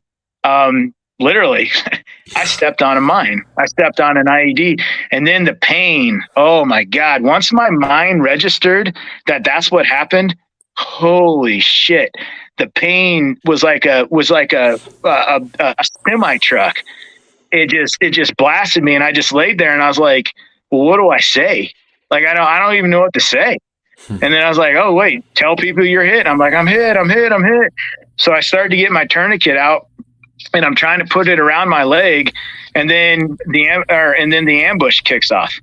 And so now there's gunfire, and guys are returning fire, and I'm just like, well, I'm going to die here today.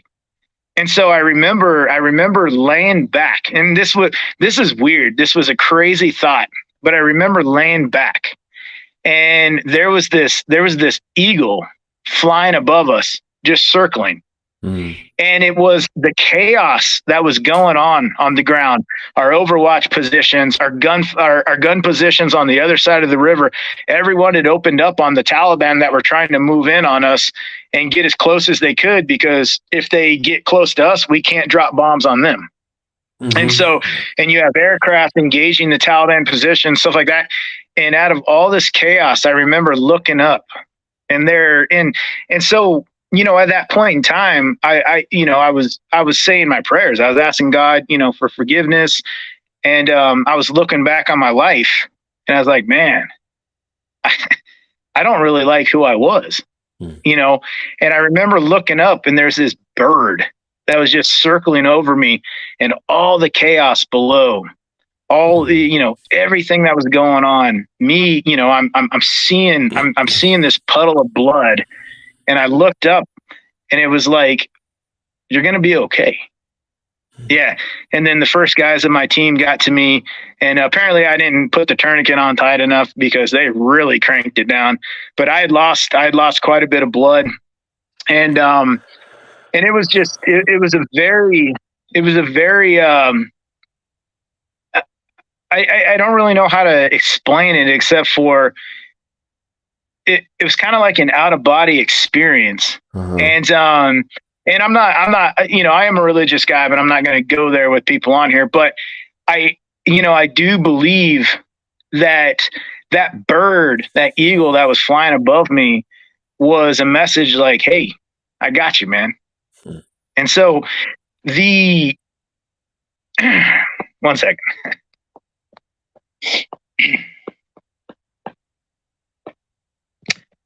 Okay, back.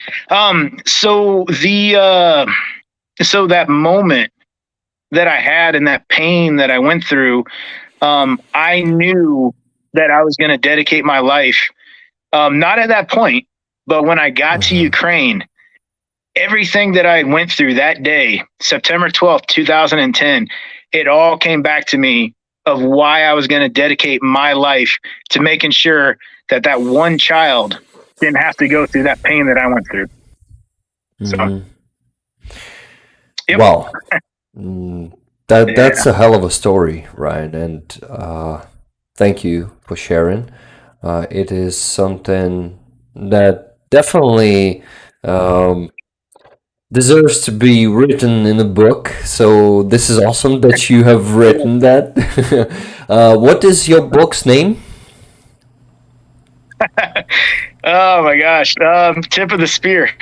Tip of the spear. I got it. Yeah, it is. Yeah. Thank you. Thank you for sharing the story. Wow, this is something that should be in a movie too, because I don't know, it sounded very, very interesting, and very, not just interesting, but it has a meaning in it. And the puzzle that you've told us after the story, that when you went to Ukraine, the puzzle collected, you realized that moment led you to that moment, like the moment of 2010 led you to 2022, and that's how you found your purpose. And this is something I don't know, that's a mind-blowing story that is so meaningful, and it is so damn meaningful. I don't know what to add to this, Ryan. I really am amazed. Thank you very much for sharing, and that's something new. That's kind of new experience for me, to be honest. to have such conversation. Thank you. I had no idea, laying there along the Helmand River in 2010. I had no idea what that injury was going to do for me, and how that injury was going to change my life for the better, and how that injury was going to be used to hopefully help so many. I had no idea at that time. And then I got to Ukraine, and it was like, oh, okay, yeah, I got it. I'm tracking now. And it took 12 years But that injury happened, I believe. So I could fully understand the dedication and what it's going to take to you have to be invested in it. You have to be invested in this. If you do mine removal to make money, you're going to be sorely disappointed. If you come out here for the excitement, that goes away quickly, especially, if an injury or something like that. You have to understand why you're doing it. And it's so those innocent, women and children and the civilians, they don't have to go through that same pain that you did. They don't have to experience that. Yeah. And that's why, I've dedicated, my life to even that one child, that's going to have that chance at, living their life. They could go outside and they can walk on both legs, and they're not going to have their life completely transformed forever by an explosive device. That's why I do what I do, and everybody on my team. So my story, everybody on the Tip of the Spear team, they all have, we call it an Alive Day. So September 12th, 2010 is my Alive Day. The day I should have died and I didn't. Every single guy that's with our team, they all have an Alive Day. Some guys have multiple Alive Days. And those are the guys that we really look for, whether they're American, whether they're British, whether they're Australian, whoever. It's the people that have a passion to remove these hideous explosive devices, so you save that one person from having to go through what you went through. I'm no different. I'm just telling you my story. There's a lot of my stories running around Ukraine right now trying to help people. There is. Yeah, you're totally right. And only through your personal experience you can you fully understand this, I guess. This is why you look for those guys, because they fully understand, and they have that need to prevent of something similar happening to other people, I guess. This is actually the point of it. Well, I'm really glad that you pointed it out, and that this is some, giving me some new thoughts and insights. So thank you, Ryan. I also wanted to ask you if you're okay talking about this too, because it might be a touchy subject. As you have probably also written this in a book, you probably processed that. So I will ask you, and if you don't want to answer, please don't. How long was your rehabilitation? How hard was it? And what have you experienced and probably realized during this? Can you tell us about that? Yeah, absolutely. So I was blown up September 12th, 2010, and I was released back to my unit late November 2012. So, or no, correction, late November 2011. I'm sorry. And then I was in Afghanistan again, March 2012. So the rehabilitation part is where I actually learned the most about myself. And it's also a story. Well, not a story. It's a lesson that I want to share with a lot of these Ukrainian veterans that are coming back, that their lives are changed forever. They're missing limbs. Their lives have been shattered by this war, a lot of them by landmines. And the message is this. So I went through a very dark time in my life. I went through a time in my life where I actually thought if I wasn't here anymore, it wouldn't be that big of a deal. And that's a dangerous thought. Yeah. That's a very dangerous thought. And so my dad had a conversation with me when I was in the hospital. He said, "Look, son, you're going down a very, very dangerous path right now. We need to have a conversation."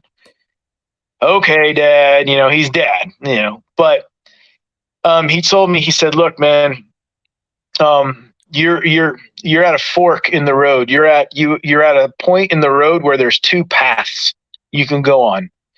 He said, the injury that happened to you is bad. No one's going to deny that. Mm-hmm. It's bad, and it changed your life. Is it the worst injury in the world? No. Are you the last person that's ever going to encounter this injury? No. But it was bad. And you can and you can sit here and you can let this injury become you. And nobody's going to blame you for that. But let me tell you what's going to happen, and you're on the path right now.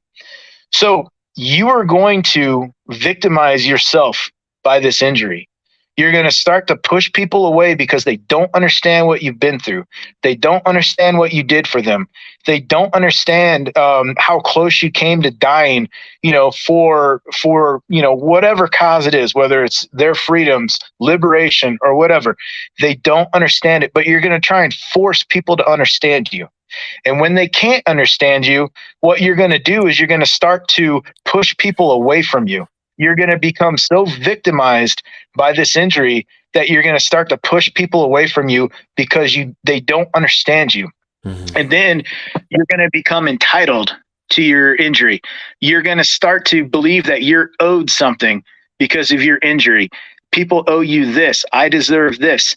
And as you become more entitled, your victimization is going to continue to grow and grow until you have basically alienated everybody around you. Nobody can talk to you. Nobody can help you. Nobody can hug you. Nobody can do any of that because you have isolated yourself from everybody because nobody understands you. Your victimization and your self-entitlement because of your injuries. And then you're going to start to numb the pain using either alcohol, drugs, or something else that will help take your mind off your pain and your misery and your victimization. And you're going to continue to do that until that no longer serves you. It no longer helps. And then you're going to do the ultimate and you're going to kill yourself because you cannot go through that path and come out the other side and be fine. There's no way you can do it. An entitled victim that you seclude yourself and you suffocate everybody around you until you're all alone. And then you're going to choose to do the ultimate one night. Or you can take this injury that you have. You can use this injury to make yourself stronger. You can use this injury to make yourself a better man. You remember all those things you were laying there along the Helmand River and you're praying to God and you're like, wow, I am not happy with the man that I was before this injury. And I'm going to die here today, not happy with the man that I am. You can change all that. You got the golden button. You got the reset button. Most people don't get this in life. You can change all that. You can make yourself a stronger man. You can renew your relationship with God. You can use this injury to make you stronger to help other people. That's the key. If you use this injury to make yourself stronger so you can help other people, you are going to live a fulfilled life because you did not become a victim of this injury. You use this injury to make yourself stronger to help others. And I must be a really dumb guy because it finally all clicked for me in Ukraine. And that's when I was like, oh, this is what Dad was talking about. Mm-hmm. That was one of the conversations that I had in one of the darkest moments of my life. And now, I didn't wake up like right after the conversation. I wasn't, wow, I'm a changed man. Let me go out and save the world. Mm-hmm. That's a huge pitfall that people from trauma fall into is they overcome one major obstacle and they think like everything is supposed to be good now. Life is supposed to be easy. I overcame it. I stepped on an IED. I stepped on a landmine. I had something bad happen to me. I'm a survivor of rape. I'm a survivor of cancer. I'm a survivor of this traumatic incident in my life. I did it. I overcame it. Life should be easy now. This is good. And then you get hit again and you get hit again and you get hit again because it's life. Yeah. That's why you can't become a victim. because the victim mentality will make you entitled, and that is a very dangerous path to go on. And those were the lessons that I learned from my injury. Well, first of all, thank you for sharing. Secondly, your father is a wise man. Damn it, to to tell you all that.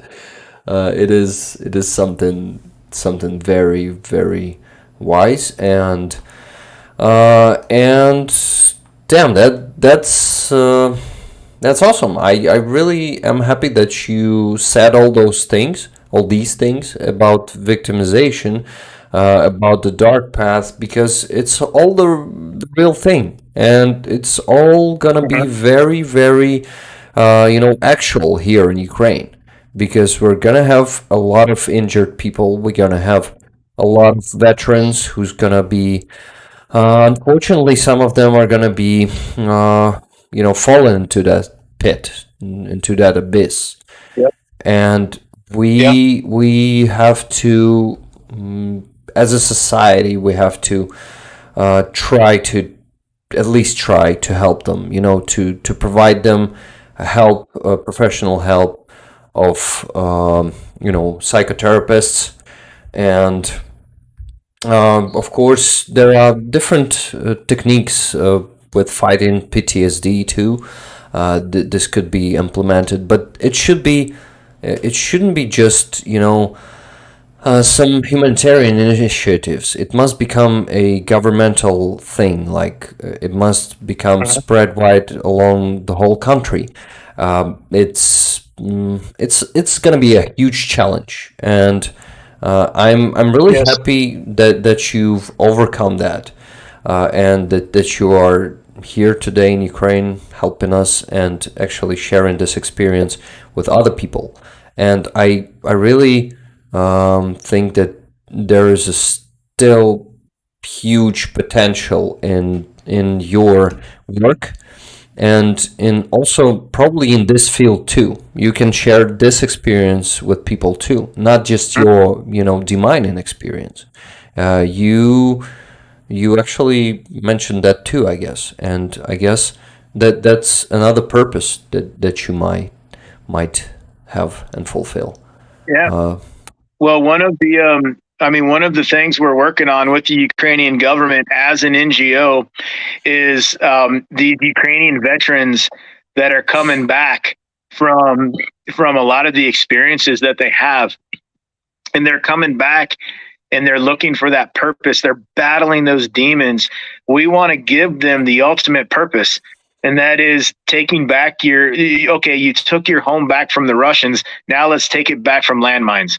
And Yeah. let's give these veterans the purpose again, and we'll be one organization that Ukrainian veterans, they can get trained up on demining, and then we go back and we take Ukrainian lands back from the other enemy landmines.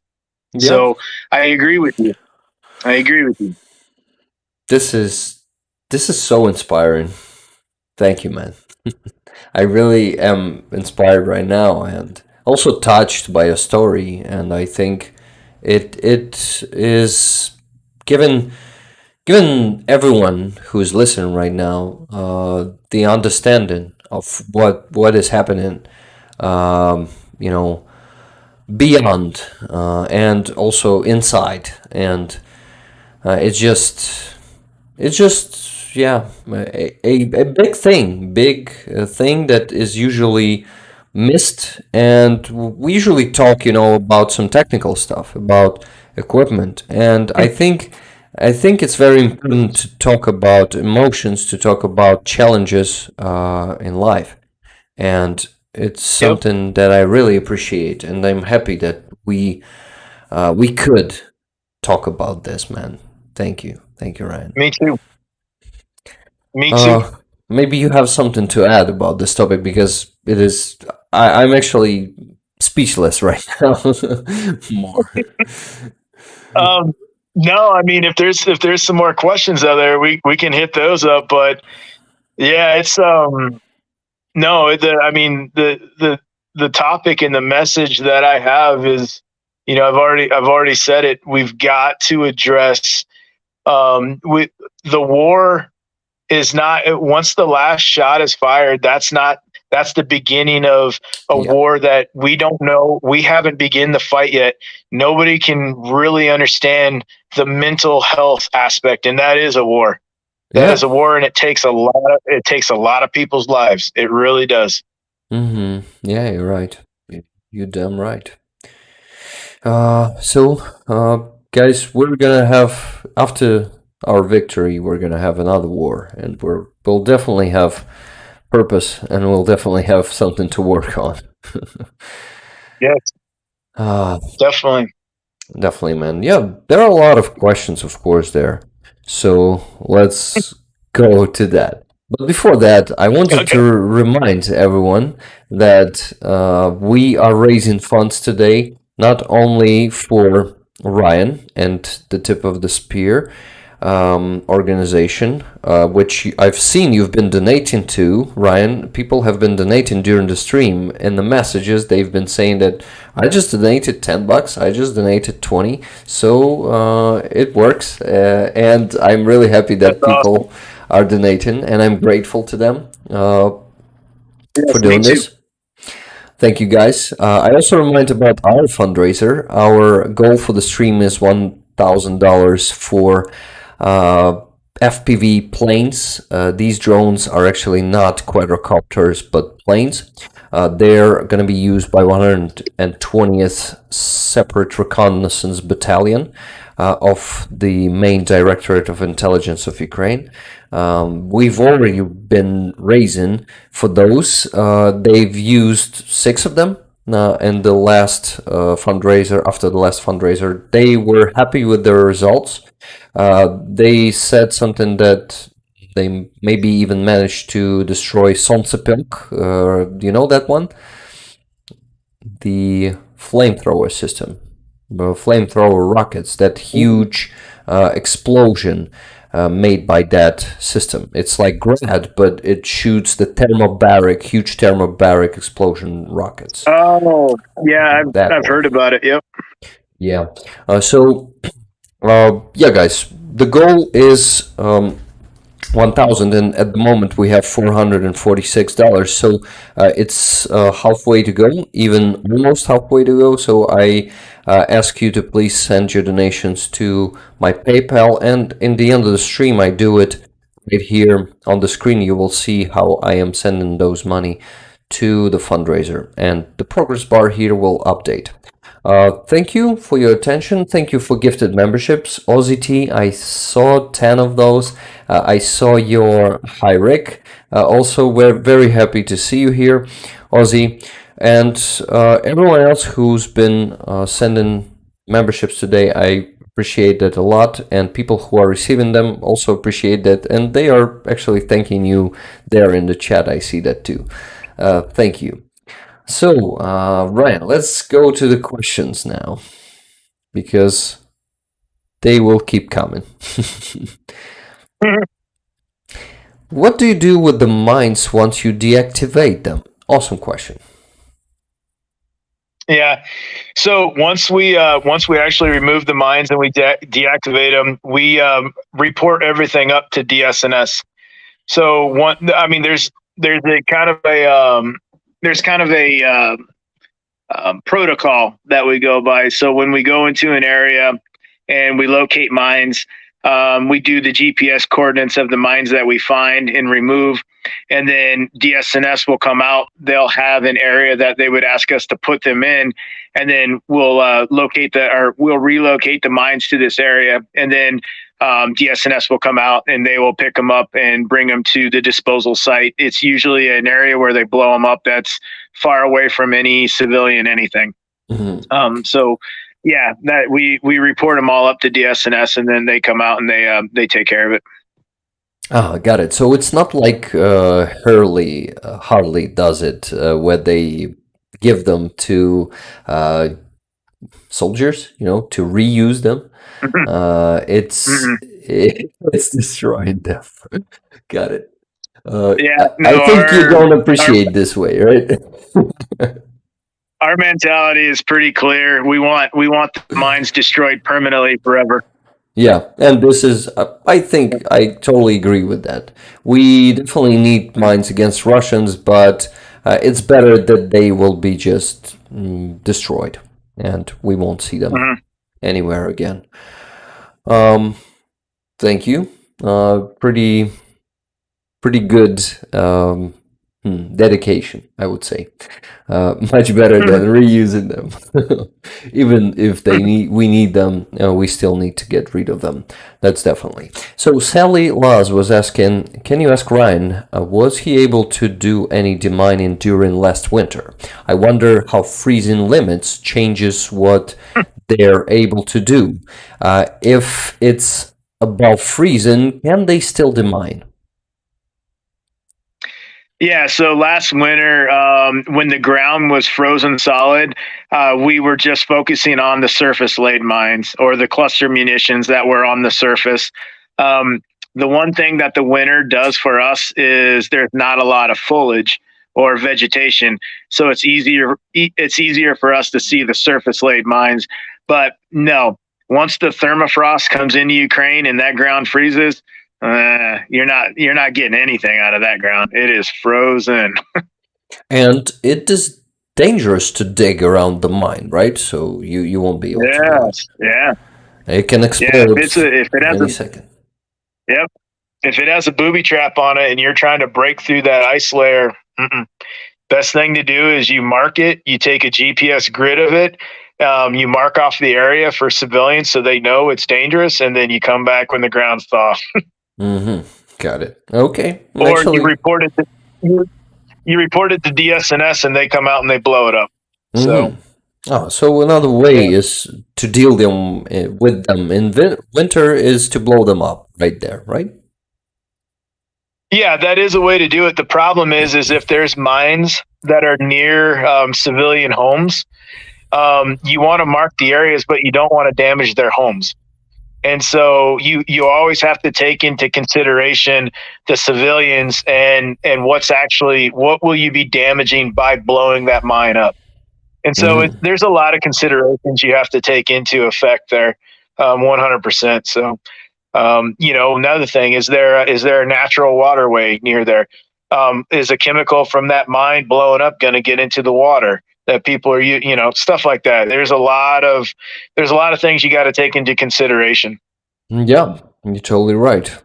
I just, while we were talking, after I called people for donating with, of course, please, they sent some generous donation. For example, Bjorn sent another $200 for FPV Fund. Greetings from Norway. Bjorn, thank you very much. It's your second $200 donation today. You're very generous. Thank you very much for this. We're getting very close to our today's goal. And Ozzy T sent $100. Slava Ukraini. Heroям slava, my friend.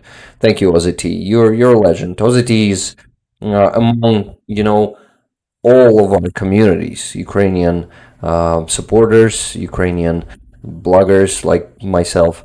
We always blessed by Ozzy T, by his donations, gifted memberships. He's everywhere. I'm sure he's on your channel too, there in comments. Probably you saw him there too.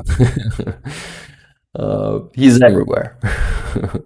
Ozzy T is a legend. And I'm sure he will send something to the tip of the spear too. Because he is everywhere. Once again, I'll repeat myself. So guys, we currently have $746.06, only 254 to go, so it's manageable. This community, Ryan, is very generous. We managed to sustain at least 1,000 during the stream. We usually raise money for the units here in Ukraine. I have friends who are in the military. For example, my friend El Greco, his call sign is Greek. El Greco, he's called here, and he serves in border guard service of Ukraine, and other units. We try to help as much as we can, but of course we have our limits too. I mean, this community, but they amaze me. They amaze me all the time, and thanks to you guys, thanks to such a conscious and generous people, we do what we do. Armed forces are receiving their equipment.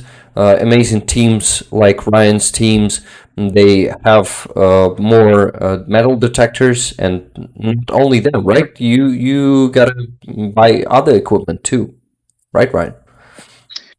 Oh yeah. Oh yeah. Metal detectors is the main one, but we buy remote pull equipment. We buy equipment that we use for, we call it excavating around mines. Basically when we're carefully clearing the dirt away from the mine so we can see what we're working with. Everything all the way up into including vehicles to actually get us to the minefield. Stuff like that. It's all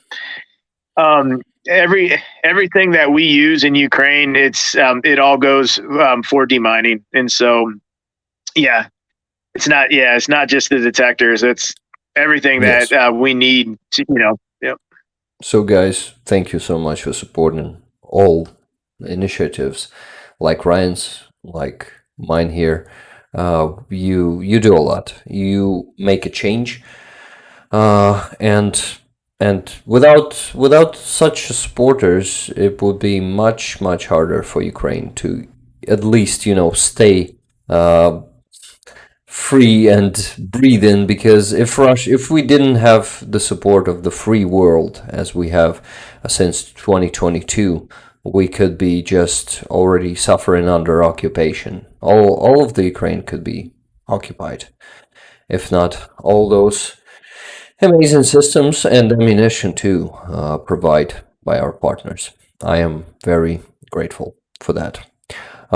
Okay, Ryan, I gotta go back to questions.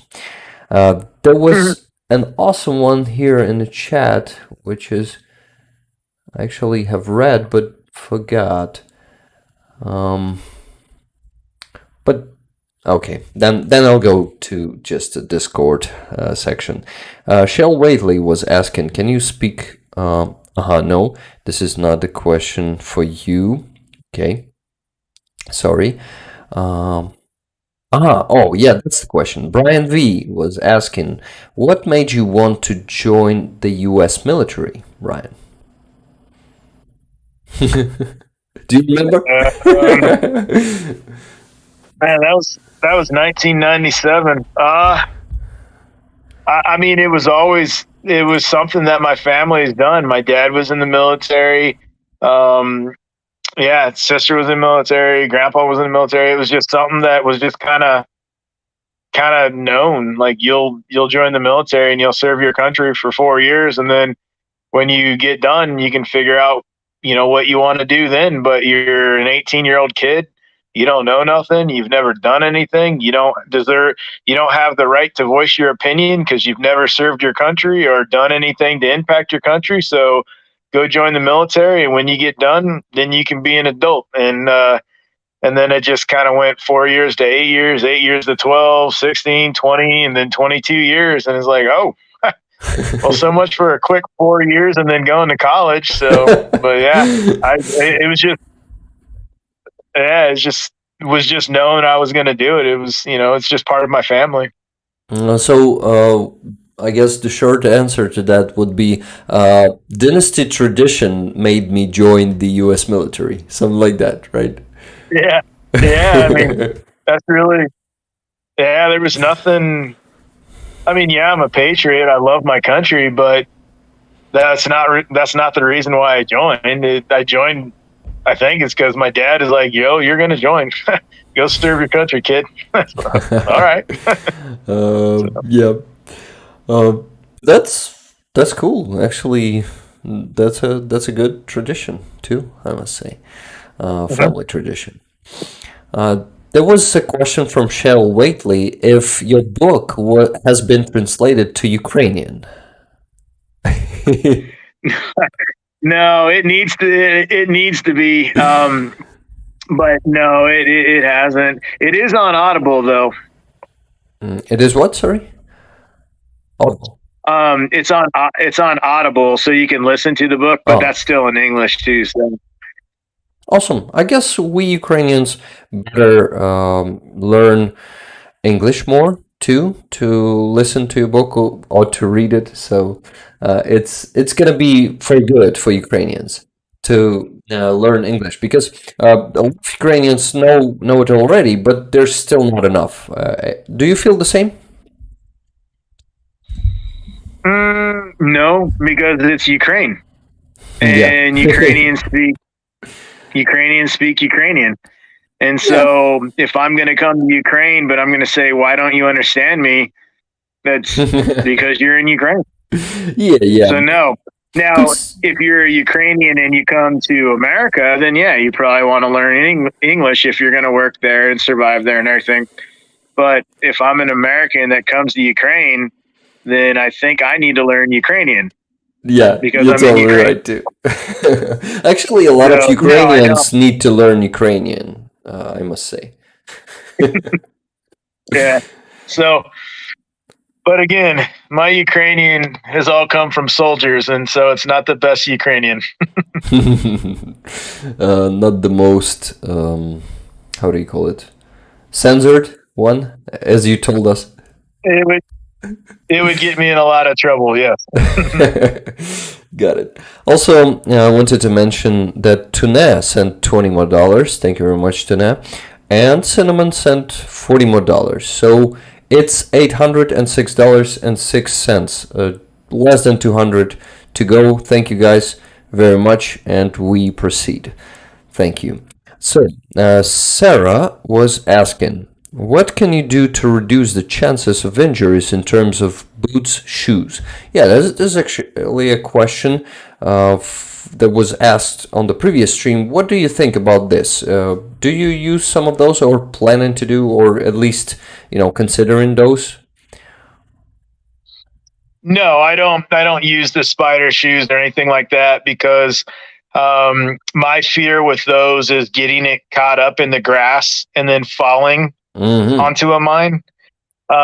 So what I do as far as shoes or something like that goes is I'm going, I don't even concern myself with that.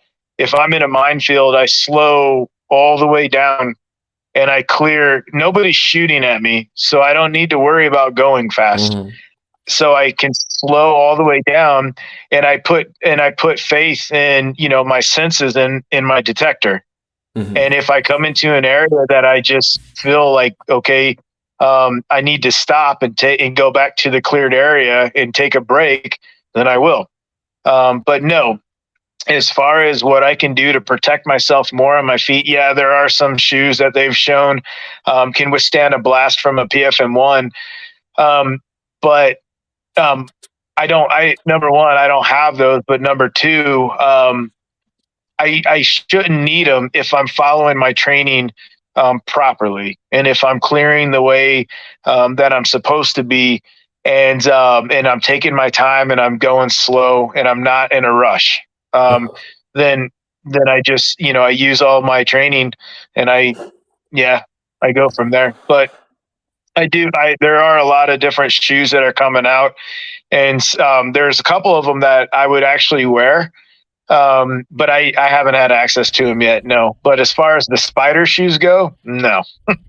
Sorry, but if I trip and fall and I land head first into a landmine, I got more problems than a blown off leg. So yeah, I think those spider shoes, they are mostly for soldiers on the front line who are advancing correct through minefields. Yep. That's going to be essential for them at some point. But yep.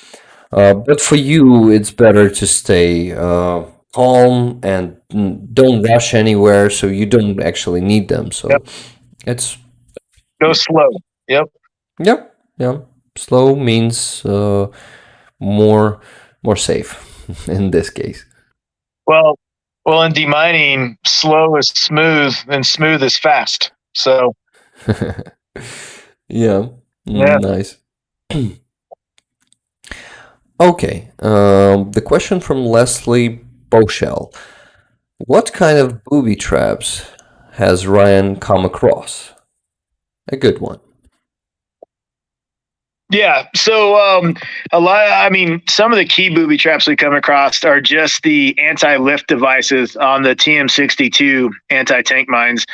So basically, what happens is when you go to lift that mine, when you go to lift that TM62 out of the ground to remove it, you trigger a anti-lift device, which then explodes and it detonates the main mine that you have. So there's nothing left of you. That's the reason why, as we've been talking, I talk about remote pull equipment. So we'll hook a device around the mine.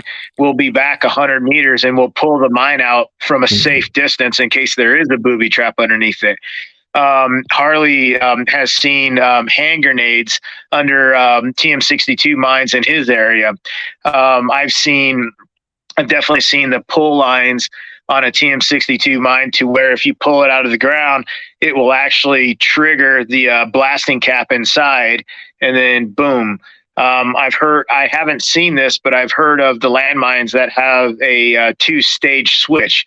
So you pull the mine out of the ground, it doesn't go off. But the minute that you tilt it or anything like that at an angle, it'll connect the circuit, and boom. And then there's other things that they've done. I haven't seen this, but we're all tracking it.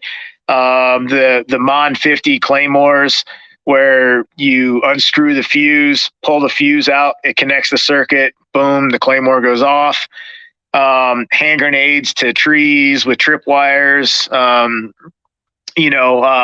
stuff like that. So that's the stuff that we've come across. Wow. They are actually Russians. They inventive, right? In those things. Mm-hmm. They can, okay, of course they are savage because that's what they like. They like to injure other people, and they have fun. For you to be able to do all that, you need time, right? Mm-hmm. It takes time to do all that. So what do you think's going to happen in the occupied areas now when they become deoccupied? It's going to be really, really bad. Yeah, there's going to be a lot of those traps. And I've also heard some stories from Irpin, Bucha, Borodyanka, where they've been mining a lot of, like microwaves, washing machines, all that stuff. They just mine everything. What their imagination can think of. Well, that's the thing with explosives. An explosive trap is only limited by your imagination. That's it. The Taliban and ISIS prove that. Yeah, it's all right. The question from Brian V. What is the craziest situation Ryan has been in Ukraine? Something comes to mind?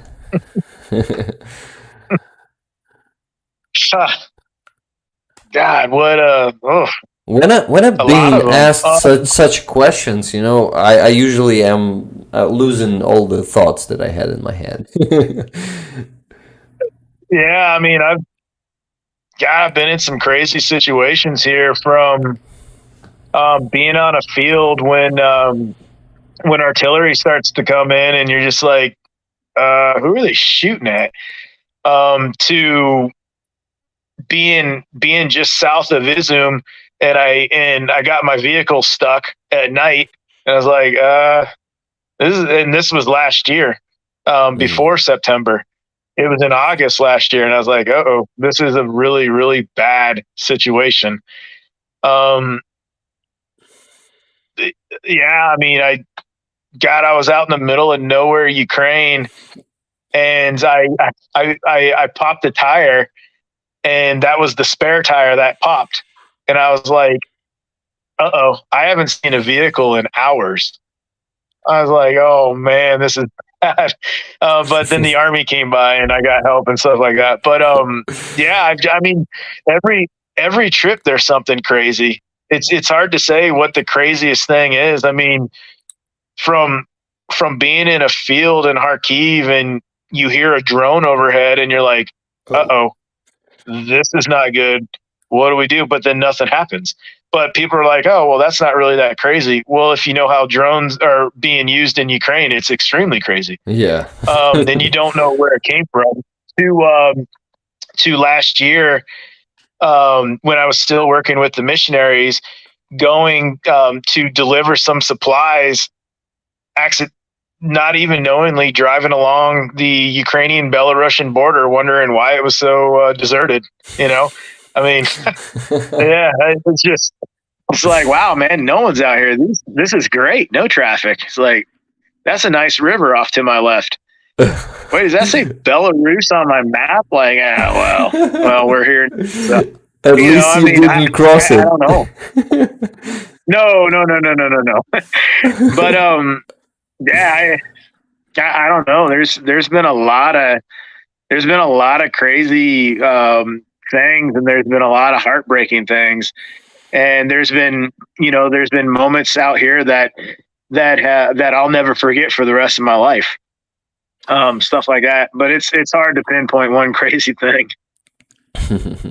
I totally understand. I think all the war and like daily situations you're in, they are already crazy, judging by the standards of civilian life, right? So I think your life is crazy this last 2 years. Yeah, I enjoy it though. Yeah, I think you're really on your place, and you're really doing a great job. Thank you, Ryan, again for doing this. There was a question from Wizard of Oz, Rick, are you offering to translate Ryan's book and read it in Ukrainian? I will be honored, but this will be a hell of a work, and to do that, I would need to have. Okay, there are two ways. I do it for money. Then I don't need to worry to have something to live for. And the second one is I do it voluntarily. Then I'll need to have some savings with me, so I will be, doing it. The bad news and the good news is you don't got to worry about it because everything has to go through the publisher. Yeah. And so if there's an official request, like there was a request for French, there's definitely ways to get it done, but the publisher actually owns all the rights to the book, so Yeah. I couldn't authorize it anyways. Yeah. Well, they ask, I guess, because I am a translator. Well, not the official one. I don't have like the certificate or something. I just translate these. If you knew, or if you didn't, I translate the interviews with Russian POWs, made by Zolkin and Karpenko, two Ukrainian journalists. I dubbed them into English. First I translate them, then I dub them. So I have some experience in that. And yeah, would be an awesome experience. I saw that. Yeah, I saw that. It's impressive. So thank you. And have you been watching the interview itself? Some of them? I've watched it. I've watched some of them, but usually not live. Yeah, of course. Live is something hard to catch, to be honest. They are being put there just to be watched in recording, to be honest. So it's totally fine. Yeah. But yeah, they give. Yeah, it's usually off of YouTube. They give an amazing perspective, I guess, in the Russian mind and their mentality and what they stand for, and all that slavery that's stuck in their heads for centuries. They are just not masters of their own fates. And they're okay with that, definitely, unfortunately. Any plastic or wooden mines? A question from Mertzi. Plastic, yes, 100%. Like the TM62 P3s, those are 99% plastic. Wooden mines, I have not encountered them yet, but I've definitely, like I said, everybody in the mine action world, we all kind of communicate with each other.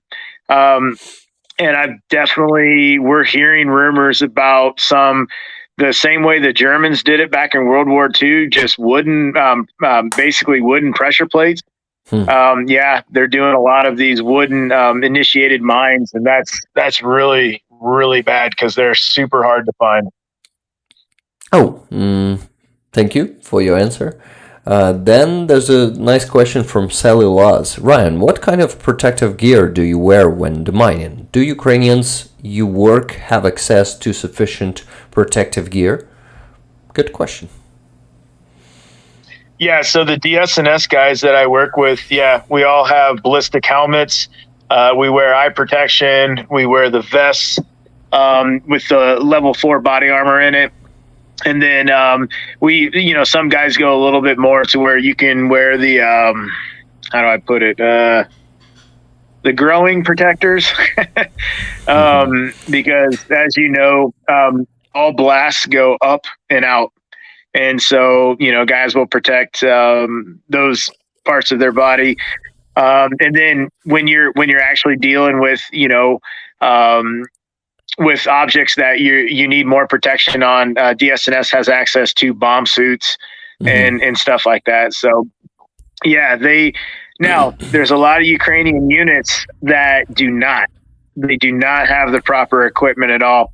And so we try and figure out who these units are and then be able to bring them the equipment that they need. As long as funding is there, we can purchase and bring the equipment that they need. But yeah, the unit that I work with, yes, they do have protective equipment. There's a lot of units that do not, though. Actually, a question from me just appeared in my mind. Do you have the experience to wear the bomb suit? Protective suit? No, I do not. Because first time I've seen it, we have guys on our team. Yeah, that wear it, right? No, but you personally haven't worn it ever. No, I've never worn it. We have guys on our team that are all trained in it and everything like that. For me, if I'm gonna die, I want to die comfortably, and so if I'm gonna get blown up, I don't want to have every bone in my body broke because I had that suit on. I just want to not know that I triggered the wrong device. I'm just joking, by the way, just joking. But but no, I'm not trained. I'm not trained with that suit. But we do have guys that are. Yes. Got it. Okay. Then a question not from me. Next one. What is your favorite food to eat? Awesome. Finally, a non-demining question. What is your favorite Ukrainian food? Oh, Ukrainian food? Yeah. Oh, easy. Borscht. And solanka. And solanka. Solanka is a good choice, man. It depends on... Yeah, it depends on what I feel like that day. But you get the borscht, and then you get the lard with the garlic on it, and then the sour cream, and then you get the bread that goes with it. Yeah, borscht is my favorite. Yeah, same, man. I love borscht, especially my family borschts. I could not find a good that level borscht in any restaurants. Then I have at home, like when my wife or my mom cooks it. It's just perfect. I can actually cook it myself too. Yeah, family recipe. Yeah, and then the other problem that I have in Ukraine is all the desserts. That's my big problem.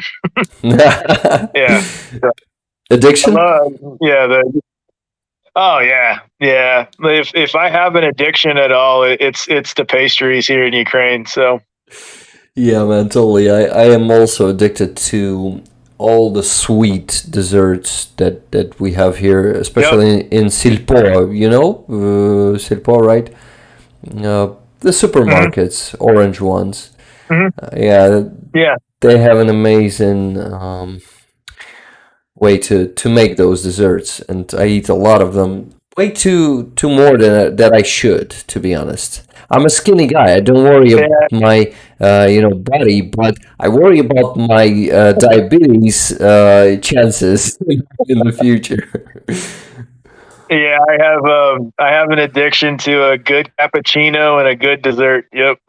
Yeah. So yeah, whenever you come to Ukraine, guys, you will be addicted to them too. Well, believe me, it's very tasty. Yeah, the food's amazing. Hmm. Do you like vareniki, by the way?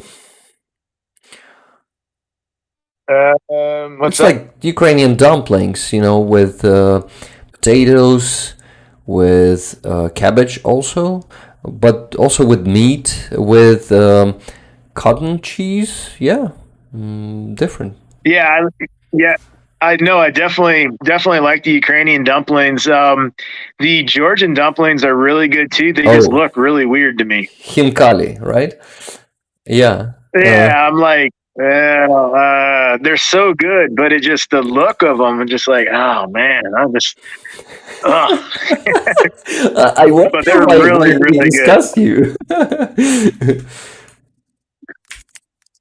But I oh, want to. Yeah. are you gonna show them? Yeah, I'm googling them. I'm gonna show them to people. Yeah, Here, here. it looks they look like cow testicles to me, Ah, chopped off. but they're so good. So I don't know. I actually never seen cow testicles. This is why I had no such association. This is why they just seem normal to Yeah. me. Oh, I grew up on a farm, butchering and stuff like that. Yeah, so Yeah. unfortunately, you can equate animal parts to just about any food, and it just ruin. You're like, oh man, Yeah, guys, these you see it on the screen. These are Georgian dumplings.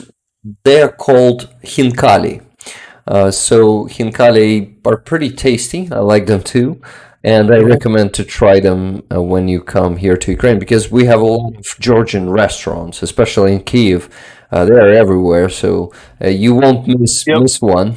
Uh, Georgian food is very popular here in Ukraine, and that's also something to try when you come to Ukraine. Definitely. yes, very good. I love those questions about food because I love to talk about food, but it's always making me hungry, and I guess you too, right, Ryan? Yeah, yeah. Well, I'm unfortunately I'm always hungry, so that's Ah, just, shit. yeah.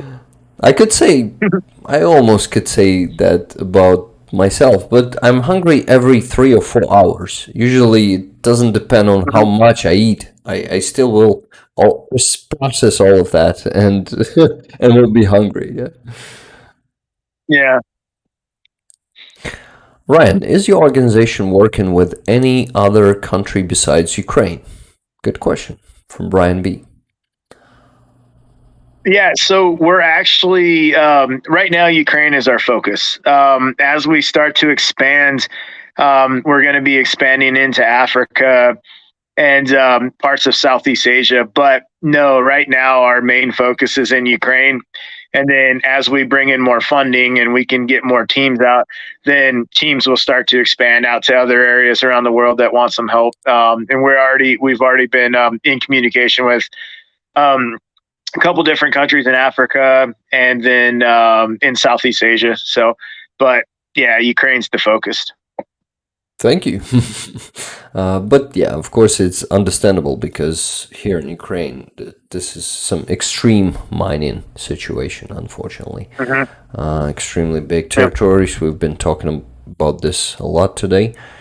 And it's good to keep the focus on this, to not forget how bad situation is in here. Yeah. Oh, an awesome question. But it just disappeared. Someone deleted it. Maybe it was for me. Okay.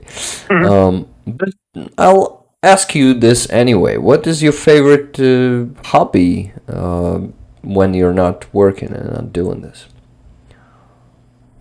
Hmm. Well, in Ukraine, when I'm not working, we have time to sleep. So that would be my favorite hobby in Ukraine: the gym and sleeping. At home, my wife and I, yeah, I like to road trip a lot when I'm at home, and so we'll just pick from Florida. If we want to go up to the mountains, we'll road trip up to Tennessee with our dog, or we'll go, we'll just go and explore. So I guess exploring, hiking, Oh and just yeah. being outdoors. Those would be my hobbies at home. But in Ukraine, if we're not working and I'm not in the gym, I'm sleeping. That's an amazing hobby. I love road trips myself too, and I love Yeah. hiking, and it's just the best way to spend time, to spend free time. So I totally can relate to that, Ryan. I'm gonna make I'm gonna make free time next spring.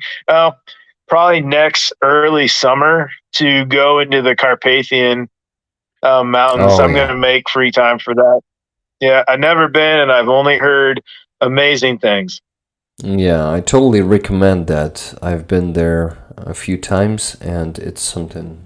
I don't know, the views there. Of course, there in US, you have some mountains, you have some beautiful views, similar probably, but Carpathian mountains, they have, unique cultures there also.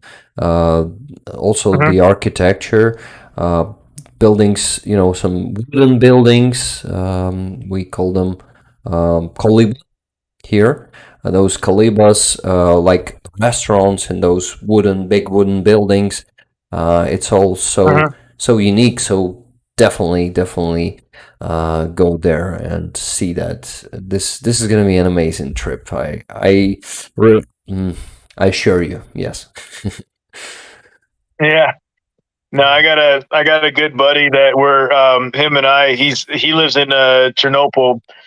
He's Ukrainian there, but him and I we're gonna go up and we're gonna do a couple days hiking and camping. So Mm, that's awesome. Michael mhm. Michaels was asking Ryan, have you met Starsky and could you plan to and video it? Maybe Ryan can help. Okay, so the question is, have you met Starsky? You haven't?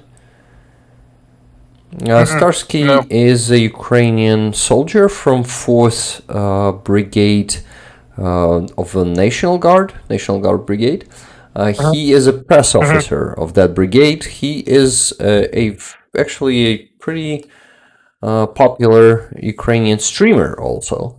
He does mhm, streams about the situation. He is brilliant. He's already a friend of mine. I am glad mhm, to say that.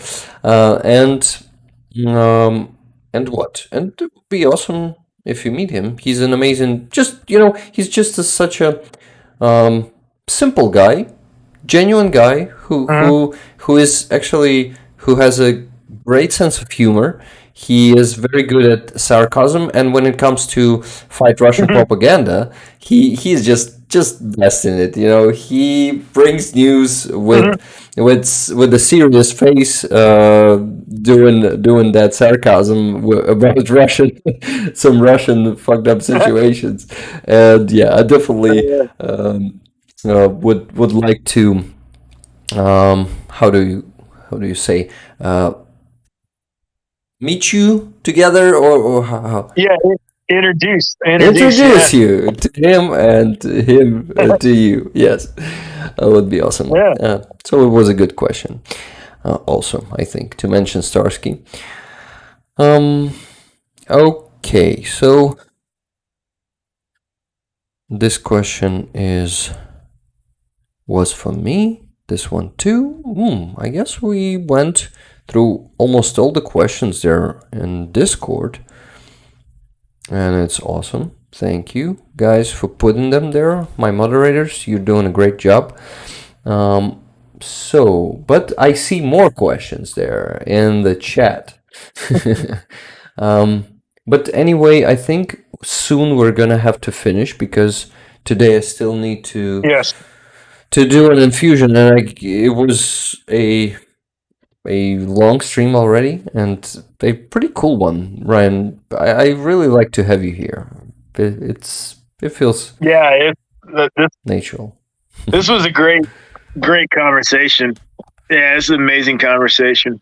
Yeah, I agree. I think it was amazing too, and people agree with that. I saw they were constantly, each topic we touch, they go and say, "Wow, that's amazing. Thank you for um, touching this topic, and thank you for the conversation, for the whole conversation." So, yeah, definitely, I think it was amazing.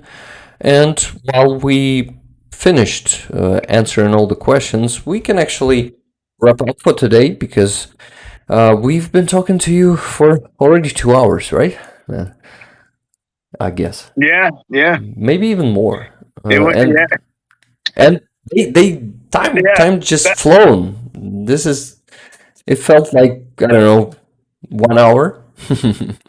It was very interesting. Well, that's the thing when when you get two like-minded people together and you just start talking. It's just you got so much in common, and it's a friendship and a brotherhood. It's easy. Time goes like that.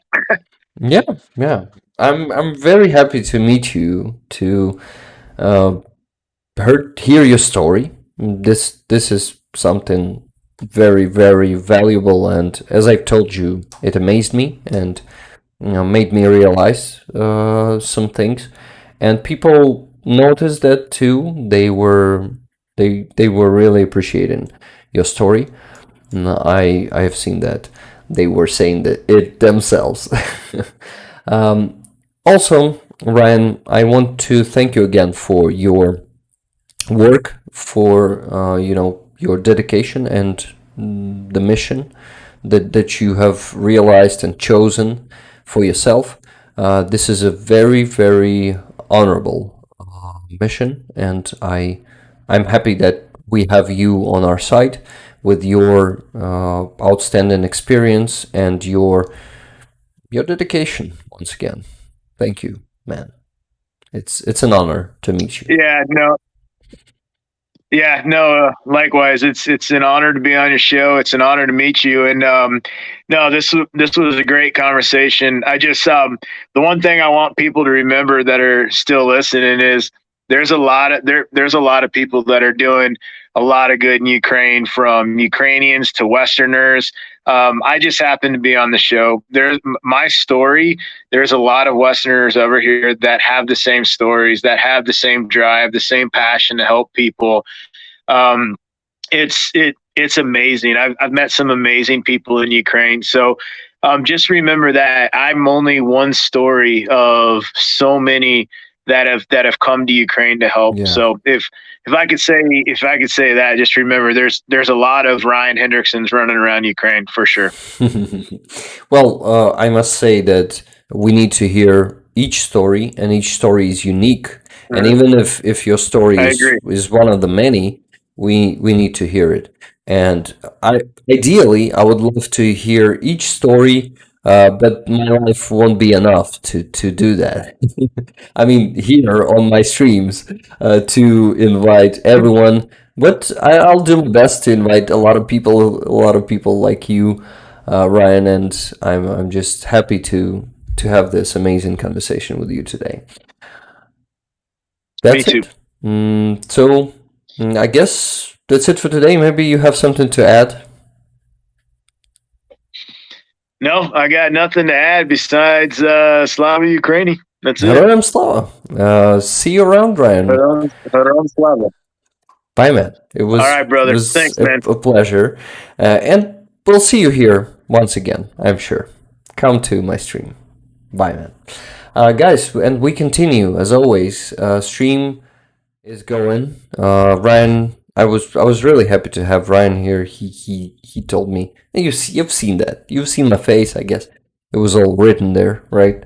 So yes, leave the like, guys. Please give the stream a like because it helps. Let me check how many likes do we have. It's 218. Let me update the page. Go in. Okay, yeah, 218. We didn't even get to 300 today. I guess we lost. We lost some people for the last week, but it's totally fine. Okay, I just wanted to thank you guys for your attention, for being here, for listening. We're going on for another half an hour, I guess, because we need to finish the stream. We need to finish to raise that 1,000. And Ryan is actually thanking me for this great conversation and says that it really means a lot to him. Damn, Ryan, thank you. I hope you're okay with me saying this on the stream, but I think it's fine. I think it's nothing secret. But yeah, this was amazing. This was something, and yeah, so some new experience for me personally, I must say. A lot of new things, guys. Can you see NAFO 200? Rick, come on, 200. It's so hard when it's mirroring, not mirroring, but yeah, you know what I mean. But yeah, plates are there if you missed them, and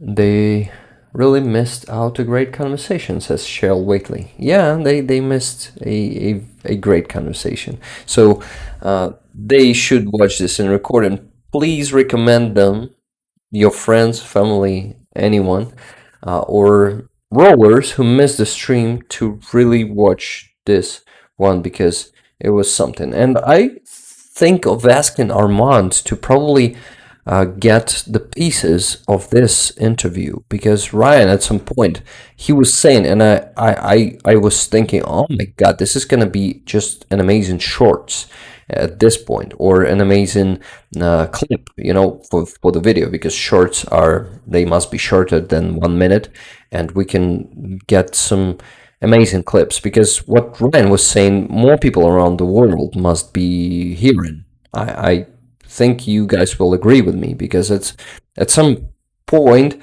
he was saying something that was mind-blowing and given the unique perspective and experience.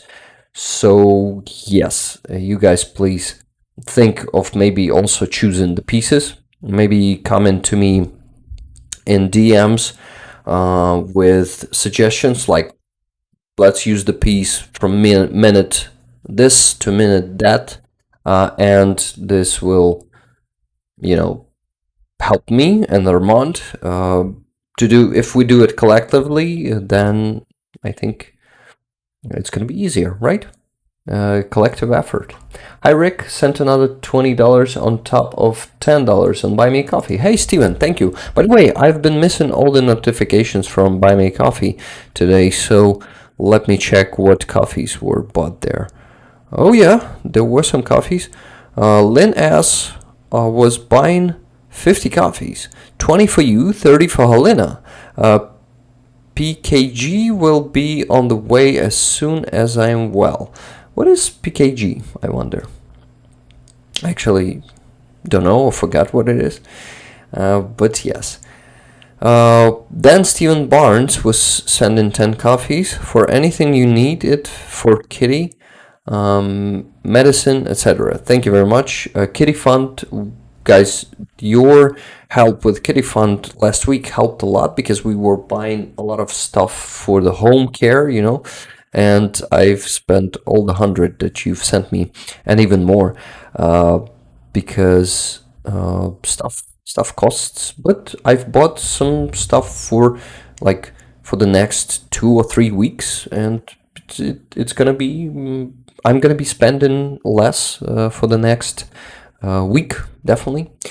So yeah, I've bought something in advance, and it always feels good. Then 3 coffees from Roxy J. Thank you very much, Roxy, for anything you need.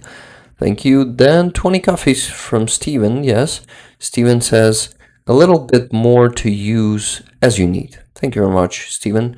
This probably will also go to the Kitty Fund.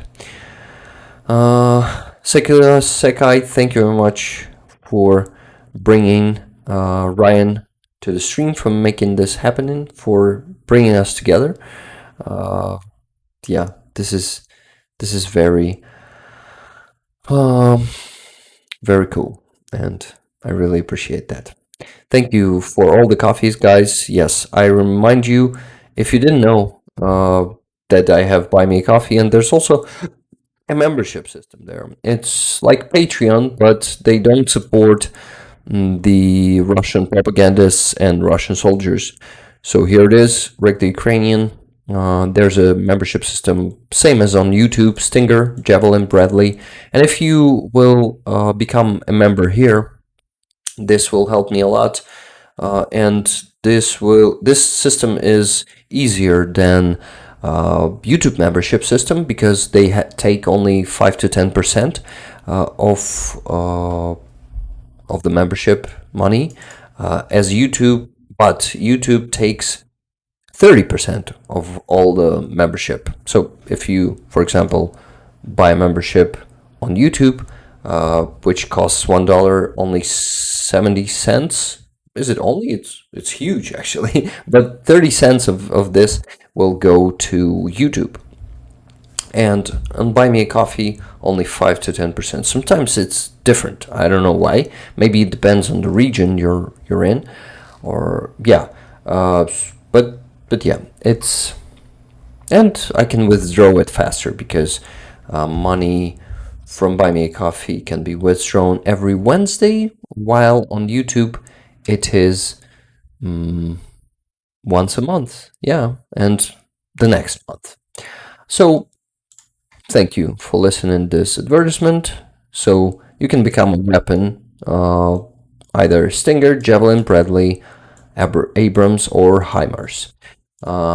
Thank you for all who's already a member. So we have 11 members here on Buy Me a Coffee, and this is, I guess, the best way to support me. Thank you guys very much. So now we move on to the fundraiser. What do we have? I just received $21 from Aussie T, if I'm not mistaken. Let me check it real quick.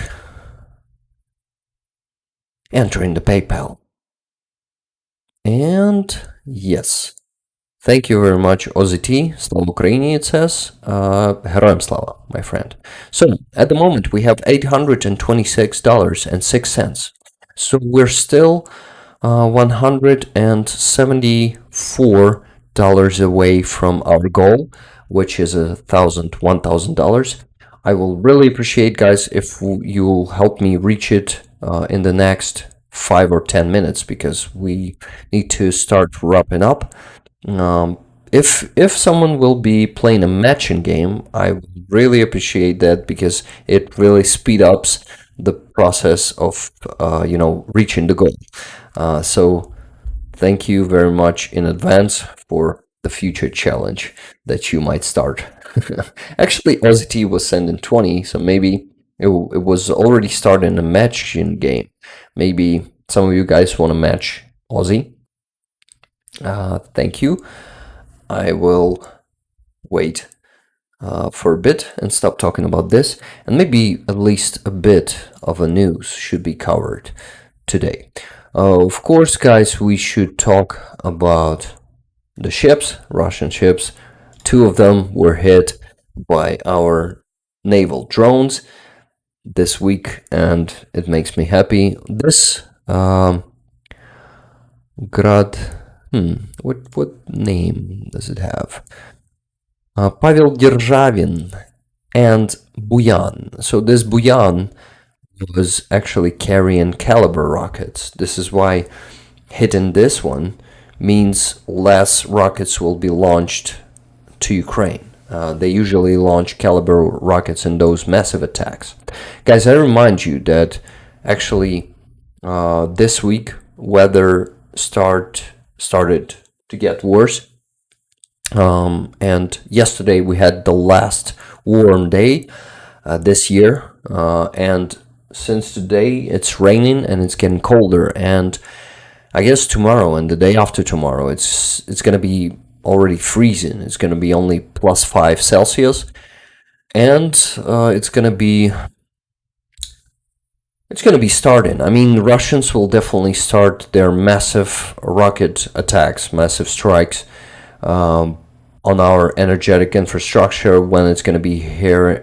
Sorry, not here, and becoming cold, and it's going to be becoming cold since this week, next week. I mean, and they will be doing that. I'm preparing. I bought myself a UPS for the router, yes, and I'm planning to buy myself an EcoFlow.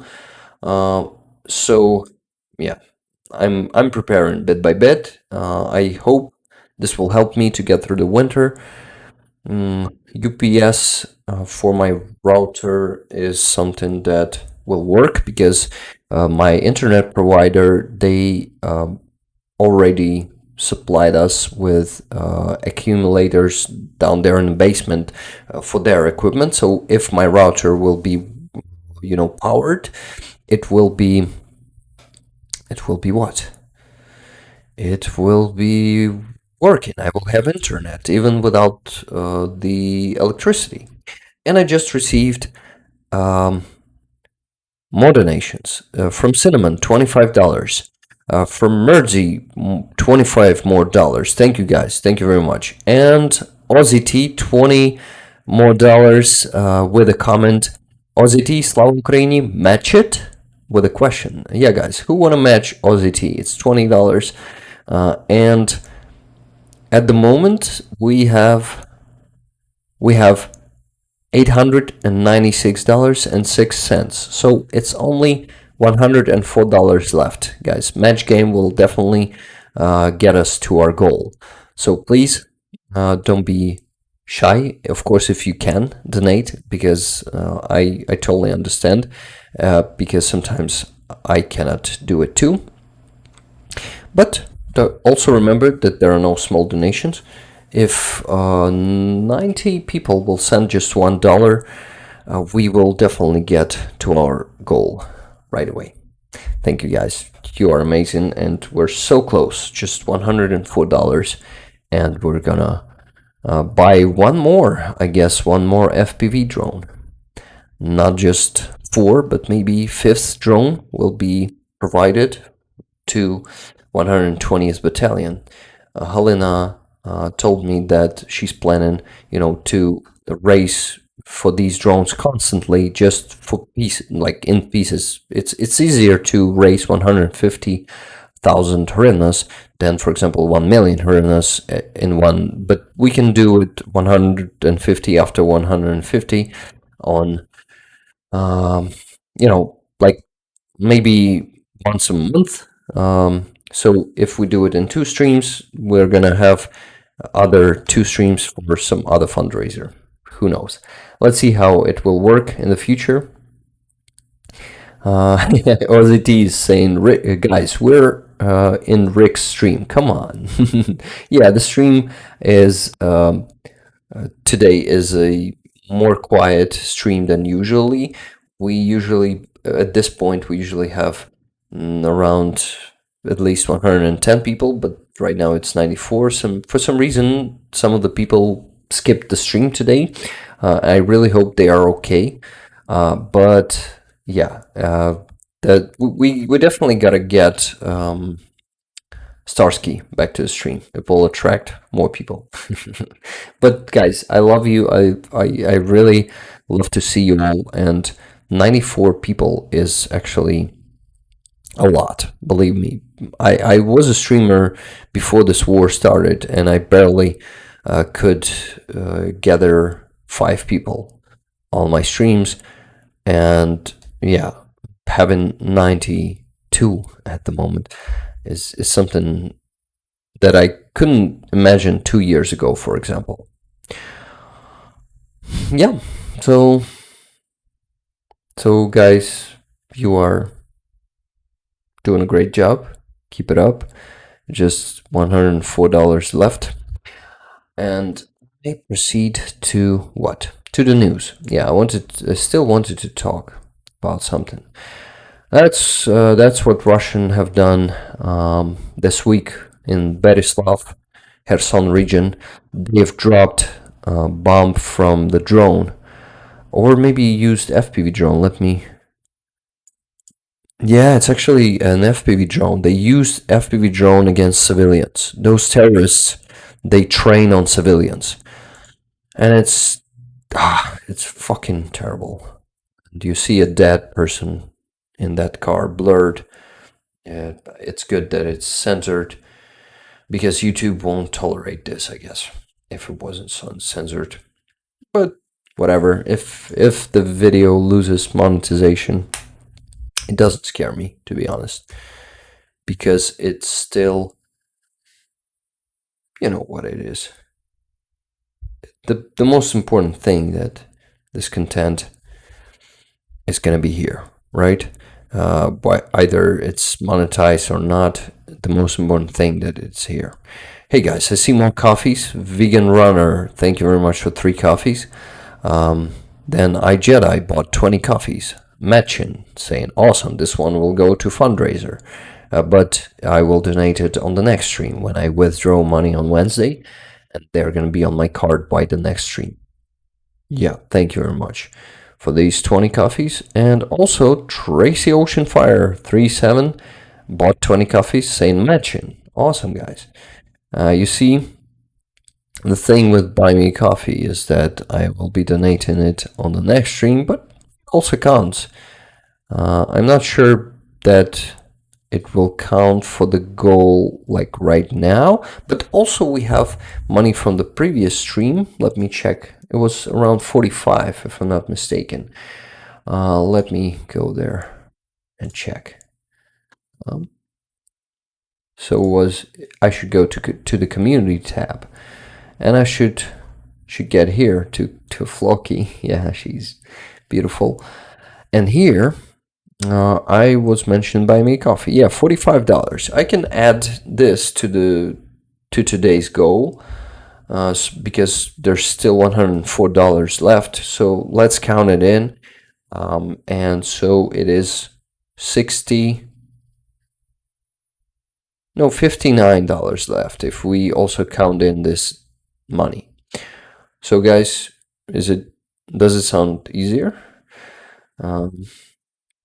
We can do that, definitely.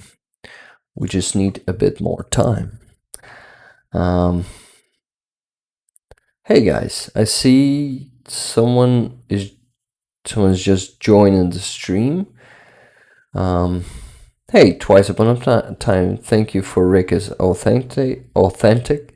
It flatters me. He has Ukrainian blood. Starsky is Ukrainian. All the rest, what is their attachment to Ukraine? They are supporters of Ukraine, and it's very important too. Of course, we Ukrainians are authentic, but there's a lot of good people who want to support Ukraine, and they're actually doing great job, and bringing some awesome equipment to Ukraine. So I wouldn't put that question like that, to be honest. Rick has been my favorite Ukrainian streamer for a while now. Thank you, Murty. Some kind words. You donated, Pet Challen donated directly to the Jaron Monobank. Thank you very much, Pat. I think, yeah, I see the difference, but I'm not sure how much it is. It was 125 when we began, right?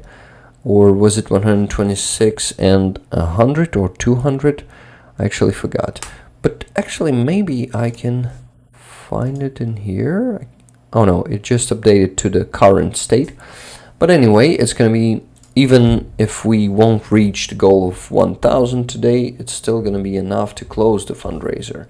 Maybe we won't be able to raise money for one more drone, one extra drone, but money for 4 drones will definitely be raised. So this is still very, very appreciated. Okay. Vegan runner says have to go get ready for work. Thank you very much for being here with us, Vegan Runner. I hope you enjoyed the stream, and everyone who's already leaving the stream, I am thanking you very much for staying here until now, and or even until before. There was an amazing conversation today, so I'm really, really happy. Karen L says, "Oh, Rick, you are such a good human. We are all so proud of you. Thank you, guys."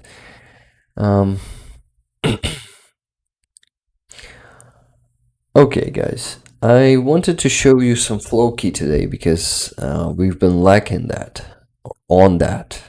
I'm not sure how I should say it. Probably on that. We've been lacking on that.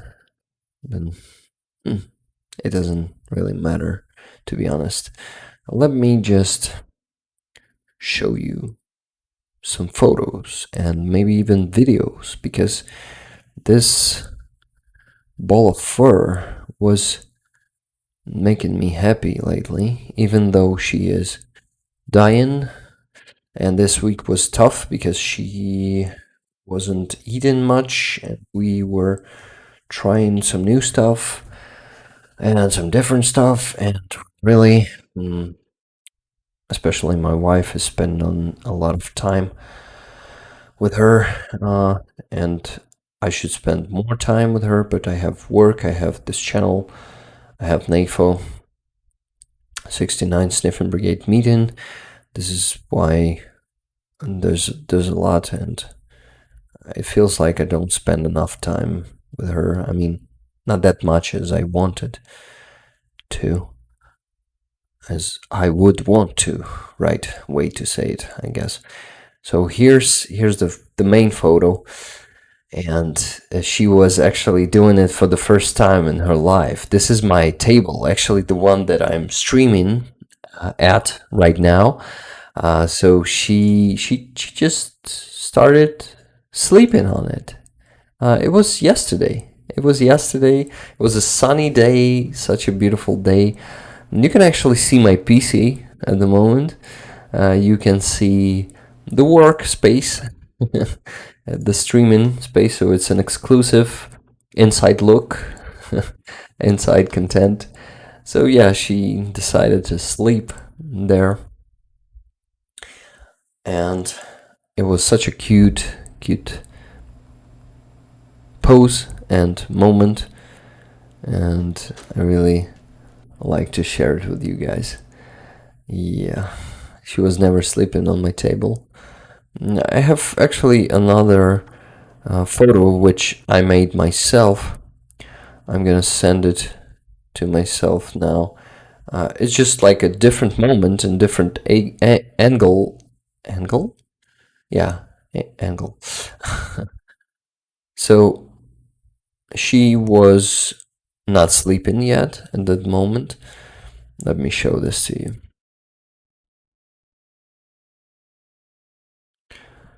Okay. There's a few of them actually, so we can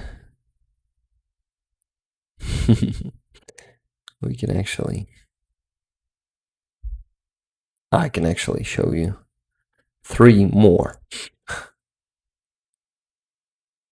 Only fans content, yeah. Really. There she is. So yeah, next to her is my new stabilization stick. Look at her, she is so exhausted. She was so exhausted yesterday after all the treatment and all the suffering that she's going through. Also some puking. Oh, and this angle. How do you like this, guys? She's a beauty. She's my beauty, which I really don't want to lose. But life is a bitch, and life is gonna be taking her away from me and from our family. But I really hope that we'll be able to make her life last until Christmas. Because this will be a very happy Christmas, and this will be a very unhappy Christmas if I lose her by the Christmas. So yeah, I'd better keep her alive before that, and we're dedicated to do that. So really, really happy I am. Aussie T sent another $55. Aussie T, you're a legend. You're so dedicated to reaching the goal. So it's $951.06 plus $45 that we have from Buy Me a Coffee from the last week. So currently it is, let me count, it's $996.06. $4, only $4 to go. Someone gotta match Aussie. Definitely, guys. Please do that. And then we'll solidly reach the goal. It's going harder today, definitely, but some legends like Aussie T, Bjorn, who else? Cinnamon, Tuna, Mertzi. Let me mention more legends. Who else do we have donations from today? You guys are so dedicated. Thank you very much. Rollers. Amonsky. Andreas Lach. Lynn S. Michelle Ferguson. Ann Hill. You guys are the best.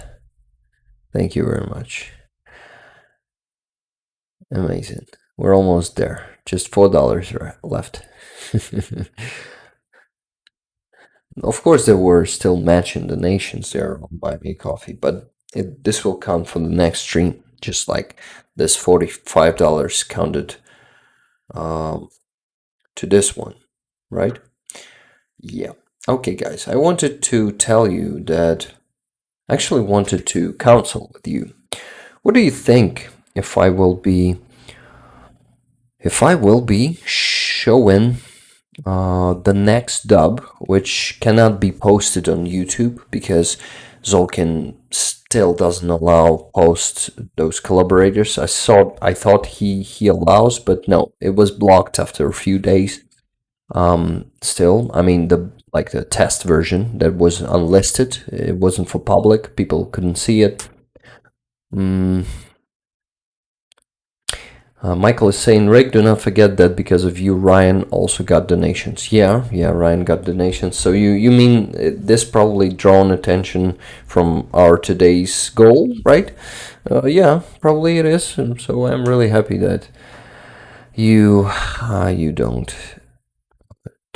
that you reminded me about that. Thank you, Michael. Cellulose is saying, Rick, I'm sorry for Floki's prognosis, but you are really doing your best to help relieve her suffering, and I hope you are still able to make good memories with her. Yeah, definitely. I am making really good memories with her, and I'm valuing her every minute these days, and yeah, it is just, is the best. Actually, knowing that I will lose her soon gives our relationship some next level quality. When you start valuing her the best way, and it's actually good to know that you will. I mean, it's better. It's not good. It's better than, it's better to know that you're gonna lose someone soon. This gives you the chance to have the best time together than suddenly losing someone. Then you don't have time to prepare. You don't have time to properly grief and to properly, I don't know, maybe not to let go, but just to get prepared somehow.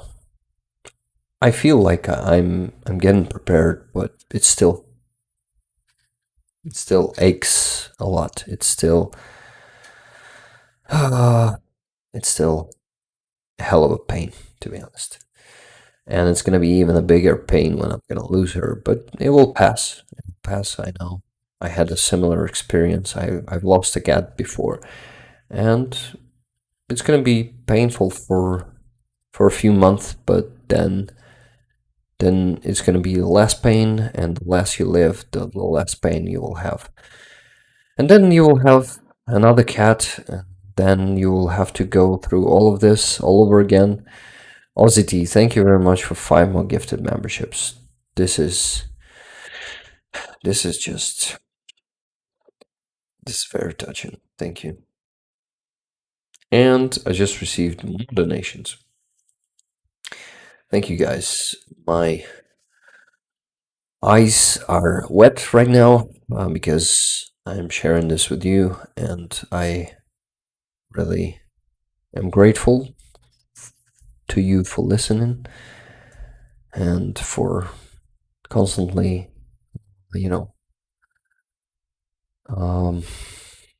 constantly being there for me. Thank you guys. Not only for me, but for Floki also, for our family. This means a lot. Having you in my life actually changed my life a lot. And you know that I feel fulfilled like I was never before in my life, to be honest. This year, when when this channel had the boost and when this amazing community started forming, my life changed a lot, and I realized a lot of new things, a lot of new insights came to me, and I just am living the new life, to be honest. And you are the bigger part of it, I guess. Thank you guys. Thank you, amazing community. I love you too, guys. I love you too. We all sending hugs. Thank you guys. I can feel those hugs, and I feel that you're with me right now. Thank you. So more donations were from Cheryl Waitley. It was $5 with a comment last 5. Yeah, Cheryl, it was actually the last 5. And then after the last 5, Merzi sent $25 more. Thank you, Merzi. So it's extra. So we have overreached the goal today. As always, thank you guys to amazing you. And after that, Aussie T sent $6. Thank you, Aussie T. I also see the hug there in the chat. I feel it. Thank you guys. By the way, this stick, you see here, it is written Vola, which is also our, coat of arms, Ukrainian coat of arms. So this stick is cheap, actually, because the DJI one costs around $250. I checked the price, and oh no, I'm not prepared. I don't earn that much yet to afford that. This is why I've chosen some, I guess, Chinese no name. I'm not proud to support Chinese production. Chinese are helping Russia. This is why this is nothing to be proud of, but it works fine. It costs only around $45, I guess, but I used it to film NAFO truck event, and I guess you guys have seen yesterday that it works fine. And damn, thank you so much for the feedback about that video. It is so Karen L is saying, Rick, and I had to put makeup on today. It's running. Sorry, I'm so sorry, Karen, that you have to cry because of me, but I guess it's still a good feeling, right? Because we're having a moment of unity right now, and some emotions are always good for our mental health, I must say, because keeping emotions inside will be always give you some bad side effects, believe me. Exceeding expectations is a great character trait, in my opinion, says Token Bloke.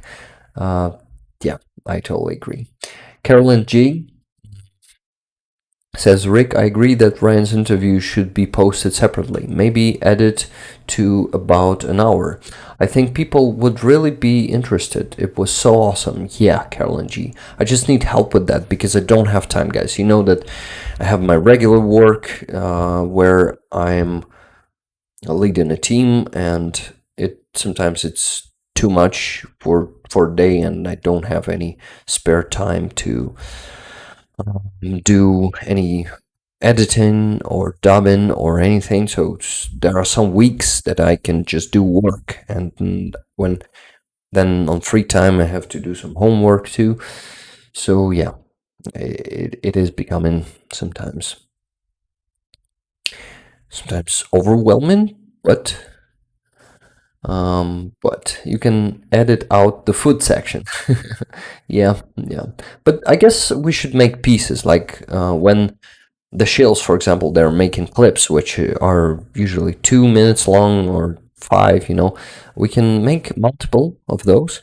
Just some topics that we were discussing with Ryan. For example, his story, which is around 15 minutes long, could be edited out separately, and I guess this would be a very valuable video for YouTube, for all the world, to be honest, to listen to his story in just 15-minute video would be perfect. And then we can just put a link there into description saying that if you want to see the full version, follow the link. That's it. So yeah, guys, I think Armand, please, I need your help, and I guess I need more than just Armand's help. If you guys will help us, this will be, even better. I guess when we're united, we can achieve a lot more.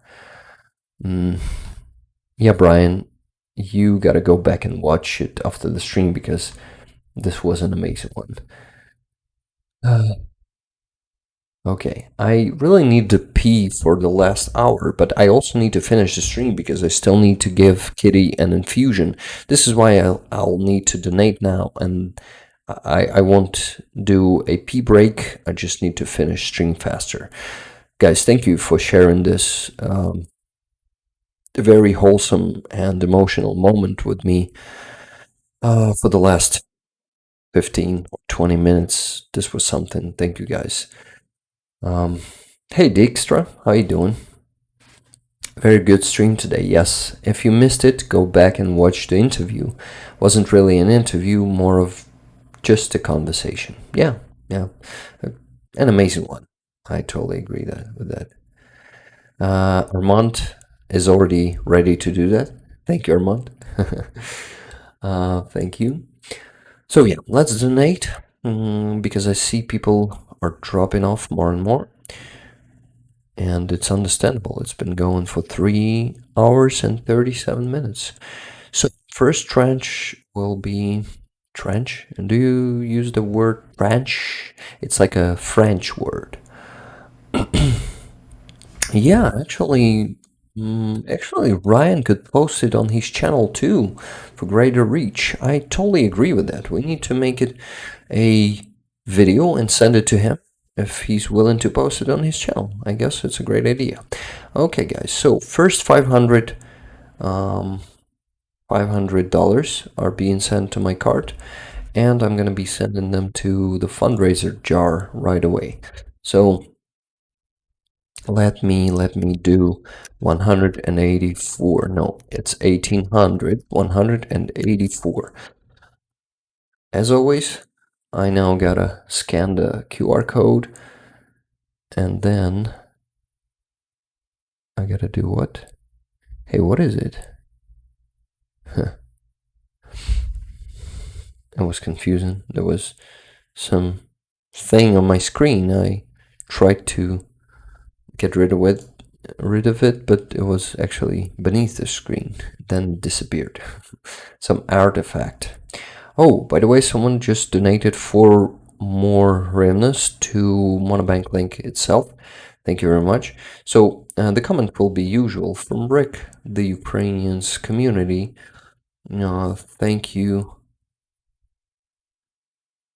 Thank you for your work. Slava Ukraini. Yes, send in it, and the progress bar will update shortly. Now. Yes, 145,204 hryvnias. Amazing result. And this is not all. We're going to be even exceeding, this fundraiser's goal. We're going to donate all that we have raised today for Helena to be able to buy extra drone. Probably she will need to raise even more money for that, but I will contact her and I will let you know if she will have extra. Maybe on the next stream we will just provide her with the rest of the sum. For example, it might be something around 10,000 hryvnias. So separately, we'll remember about that. I'll ask her how much do we need for one extra drone left. And yes, Ozzy T, great work team. Thank you for your support. Yes, Ozzy T, you're totally right. This team is just doing an outstanding work as always. The winter is coming, and it's going to be a hard winter.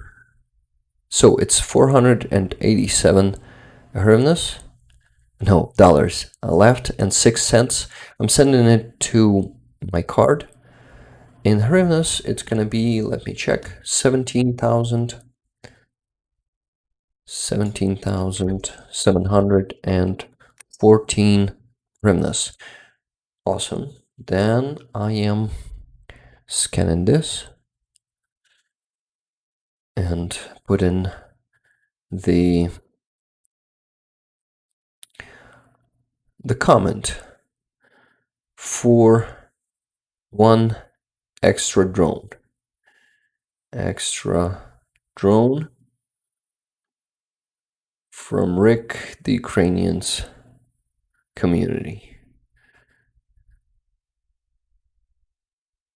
Heroям слава. Yes. Guys, it will update now. It's going to be more than 150,000 goal. And this is the first time we're doing it. So it's actually a historical event when we're donating more than needed to buy an extra drone.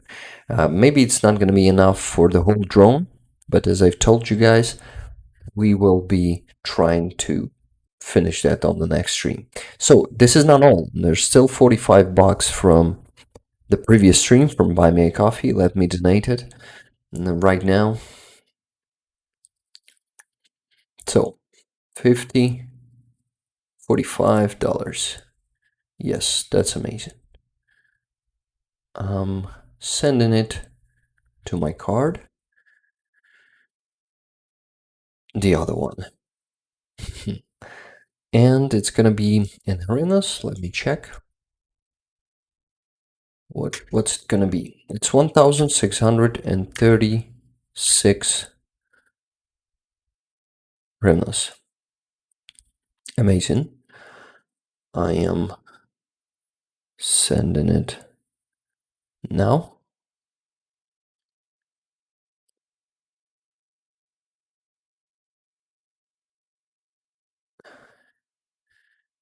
Okay, one more. One more.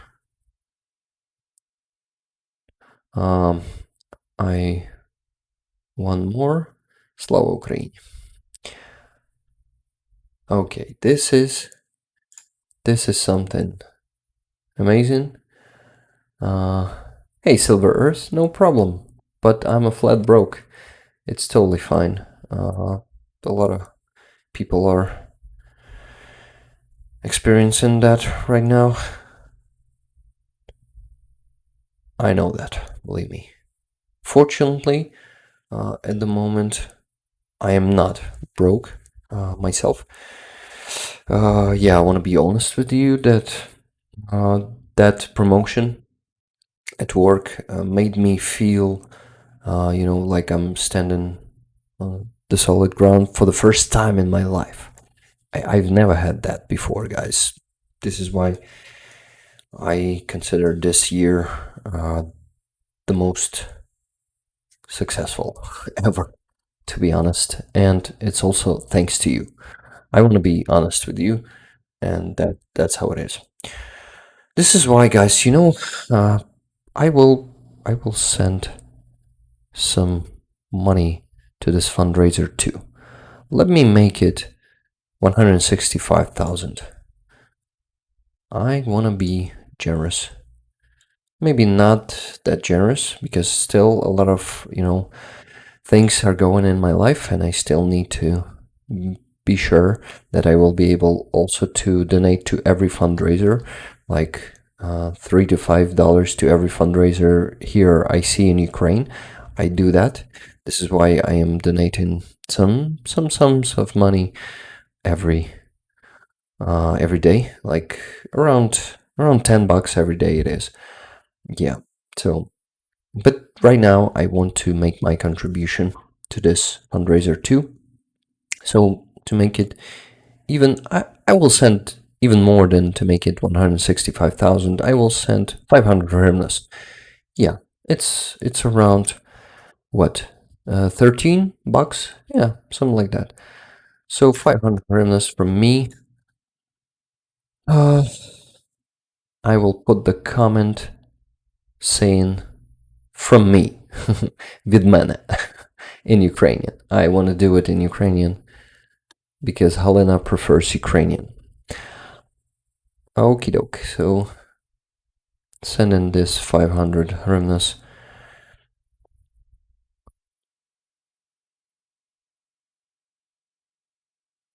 Від мене, слава Україні. Yes, this is fucking amazing. I thank you guys for making this happening. Hey Mike, happy to see you here. Thanks for reminding me, Lynn. Yes, Rick, congratulations on your promotion. Thank you guys. Thank you. It gives me hope because for almost for all my life before the full-scale invasion, I was always considering myself poor, and it was a failure mindset. I realized it before the full-scale invasion, actually, that I must not consider myself poor, and then something will change. I stopped doing it, and I started getting. I actually got this new job, which I'm actually currently at. Hey guys, you have seen progress bar updating with my donation.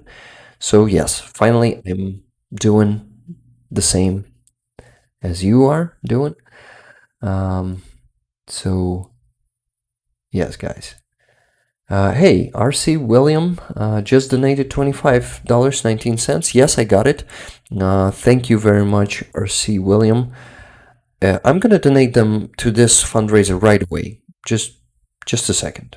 I'm gonna send them to my card and then to the fundraiser. Awesome. Thank you very much for contributing today too. And we're doing even more. Maybe we'll raise the money for one extra drone even today. Who knows? But as I know, they are probably around 36,000 or 41,000. Yeah, probably 41,000. So probably it's not enough for one more drone. But as I've told you guys, on the next stream, we'll probably finish it for one more drone. So it's 916 hryvnias from you, RC. Thank you very much. So I am sending them now, and that's 916 hryvnias. Let me do it. I'm happy to join you today with donations, guys. I'm really happy that I was able to do it today. Okay, then this one will be from RC William. Or is it Williams? Let me check the chat. It's William. Got it, William. From RC William. Slava Ukraini. Will this do? Okay, I guess it will. Okay, doke. So it's 900 hymns more and 16, yeah. And it's gonna update somewhere about now. Yes. So it's almost 166,000 hymns, guys. It's an amazing result. Fantastic one, to be honest. I am so grateful to you, considering even that we missed a lot of rollers here on the stream today. We managed to reach the goal, and it's all thanks to you guys. Wow, I need to go pee so bad and then make an infusion for my kitty. The stream was one of a kind, an amazing one. You guys, please stay tuned because Sirius NAFO truck series will be continuing. I will try my best to make to put part two. To make part two tomorrow and put it there on the channel tomorrow evening. So it's gonna be around the same time as this one premiered, 9:30, maybe 10 p.m. So please make sure to come to the premiere if you'll have chance, of course, and if you want, of course. So this is gonna be something interesting because I had a few interviews there with some amazing people, also with the Ukrainian military. So yeah, it's gonna be something interesting. Please stay tuned. Okay, I really gotta run. I really appreciate all your support, all your help. I'm sorry that we didn't have the time to cover all the news, but I know that you appreciate all the rest that I do because you have a lot of news channels besides me, right, guys?